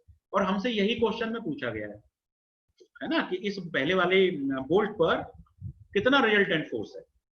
तो प्राइमरी फोर्स तो 2 है, सेकेंडरी फोर्स 20 है। देखो रिजल्टेंट निकालने के लिए आपको सेकेंडरी निकालना ही पड़ेगा ना। प्राइमरी 2 है, सेकेंडरी 20 है, उनकी डायरेक्शन अपोजिट है, एंगल 180 है आपस में, तो वो सब्ट्रैक्ट हो जाएंगे एल्जेब्रिकली। So answer is 18। अब हम दूसरे वाले बोल्ट पे यदि बात करें तो प्राइमरी शियर फोर्स स्ट्रेस 2 है, सेकेंडरी 20 है, दोनों की डायरेक्शन डाउनवर्ड है, सेम डायरेक्शन में है, तो दोनों प्लस हो जाएंगे। तो 2 + 22 रिजल्टेंट हो जाएगा, 2 + 20 यानी कि 22 kilo Newton is the resultant force on the second bolt, ठीक है। तो पहले वाले बोल्ट पर 20 किलो 18 कितना आ रहा है, 18 आ रहा है, 20 - 2 पहले पर 18 आ रहा है, दूसरे पर 22 आ रहा है। कौन सा वाला हेवीली लोडेड है, क्लियर सी बात है, जिस पर 22 आ रहा है, जिस पर ज्यादा लोड आ रहा है, वही रिवेट हेवीली लोडेड रिवेट है। तो इस पर्टिकुलर केस में the bolt number 2, not rivet, ये बोल्ट का क्वेश्चन है, so bolt number 2 is heavily loaded, है ना। मैं आपको कुछ चीजें एक्स्ट्रा भी बता देता हूँ, हालांकि क्वेश्चन में पूछा नहीं है कि हेवीली लोडेड रिवेट कौन सा है, हेवीली लोडेड बोल्ट कौन सा है ना। ये मैंने आपको जस्ट एक जानकारी के लिए बता दिया है कि हेवीली लोडेड रिवेट ये होगा। तो अब देखो ऑप्शन कौन सा टिक होगा। क्वेश्चन पूछ रहा है resultant shear stress on bolt P, resultant shear stress on the bolt P। तो कितना आया हमारा आंसर, हमारा आंसर आया रिजल्टेंट शियर स्ट्रेस, अच्छा स्ट्रेस है, अभी तो हमारा ये फोर्स निकला है, ये जो हमने निकाला है 18 बोल्ट P पर ये फोर्स है। तो फोर्स को यदि हम एरिया से डिवाइड करेंगे तब स्ट्रेस आएगा, ये भी बहुत ध्यान देने वाली बात है। क्वेश्चन स्ट्रेस पूछ रहा है या फोर्स पूछ रहा है, तो जो हमारा 18 आया है वो तो फोर्स आया है ना, रिजल्टेंट फोर्स आया है। फोर्स को जब हम एरिया से डिवाइड करेंगे तो एरिया क्या होता है, π/4 d²। अब d की वैल्यू क्या है, बोल्ट का डायमीटर। अब बोल्ट का डायमीटर क्वेश्चन में दिया होगा, देखिए क्वेश्चन को दोबारा से पढ़िए, ये दिया हुआ है बोल्ट का डायमीटर M12, है ना, M12 इज गिवन। तो M12 का मतलब ही हो गया कि बोल्ट का डायमीटर कितना है, 12 mm है। बोल्ट का डायमीटर 12 mm है। तो अब आपका जो स्ट्रेस हो जाएगा 18, ठीक है, 18 किलो न्यूटन, किलो न्यूटन का 18,000 न्यूटन हो गया, है ना, मेगा पास्कल में निकालने के लिए। और 5/4 डी स्क्वायर, डी की वैल्यू कितनी है 12। M12 बोल्ट का मतलब है उसका डायमीटर 12 है, नॉमिनल डायमीटर इज 12, है ना। कोर डायमीटर अलग होगा but it is nominal diameter. तो अभी नॉमिनल डायमीटर से ही करके देख लेते हैं। नॉमिनल से जब आंसर ना मैच हो तब आप कोर डायमीटर से भी करके देख लीजिए, उससे यदि आंसर मैच होता है तो फिर उस पर टिक लगाइए। तो फर्स्ट नॉमिनल से करते हैं इसको। तो ये हमारा आ गया 18,000 इंटू 4 ऊपर चला जाएगा, डिवाइडेड बाय 144 पाई। तो ये मैंने 144 पाई किया, तो फाइनल आंसर मेरा आ गया 159.15। So answer is coming 159.15 mega pascal. Mega pascal इसलिए क्योंकि मैंने इसे न्यूटन में बदल दिया था, ये मैंने मिलीमीटर में लिया है। Then the answer is newton per MM square, and newton per MM square, and this is same. ठीक है, तो अब जरा सा हम नीचे देख लेते हैं कि हमारा ऑप्शन क्या है। What is the option?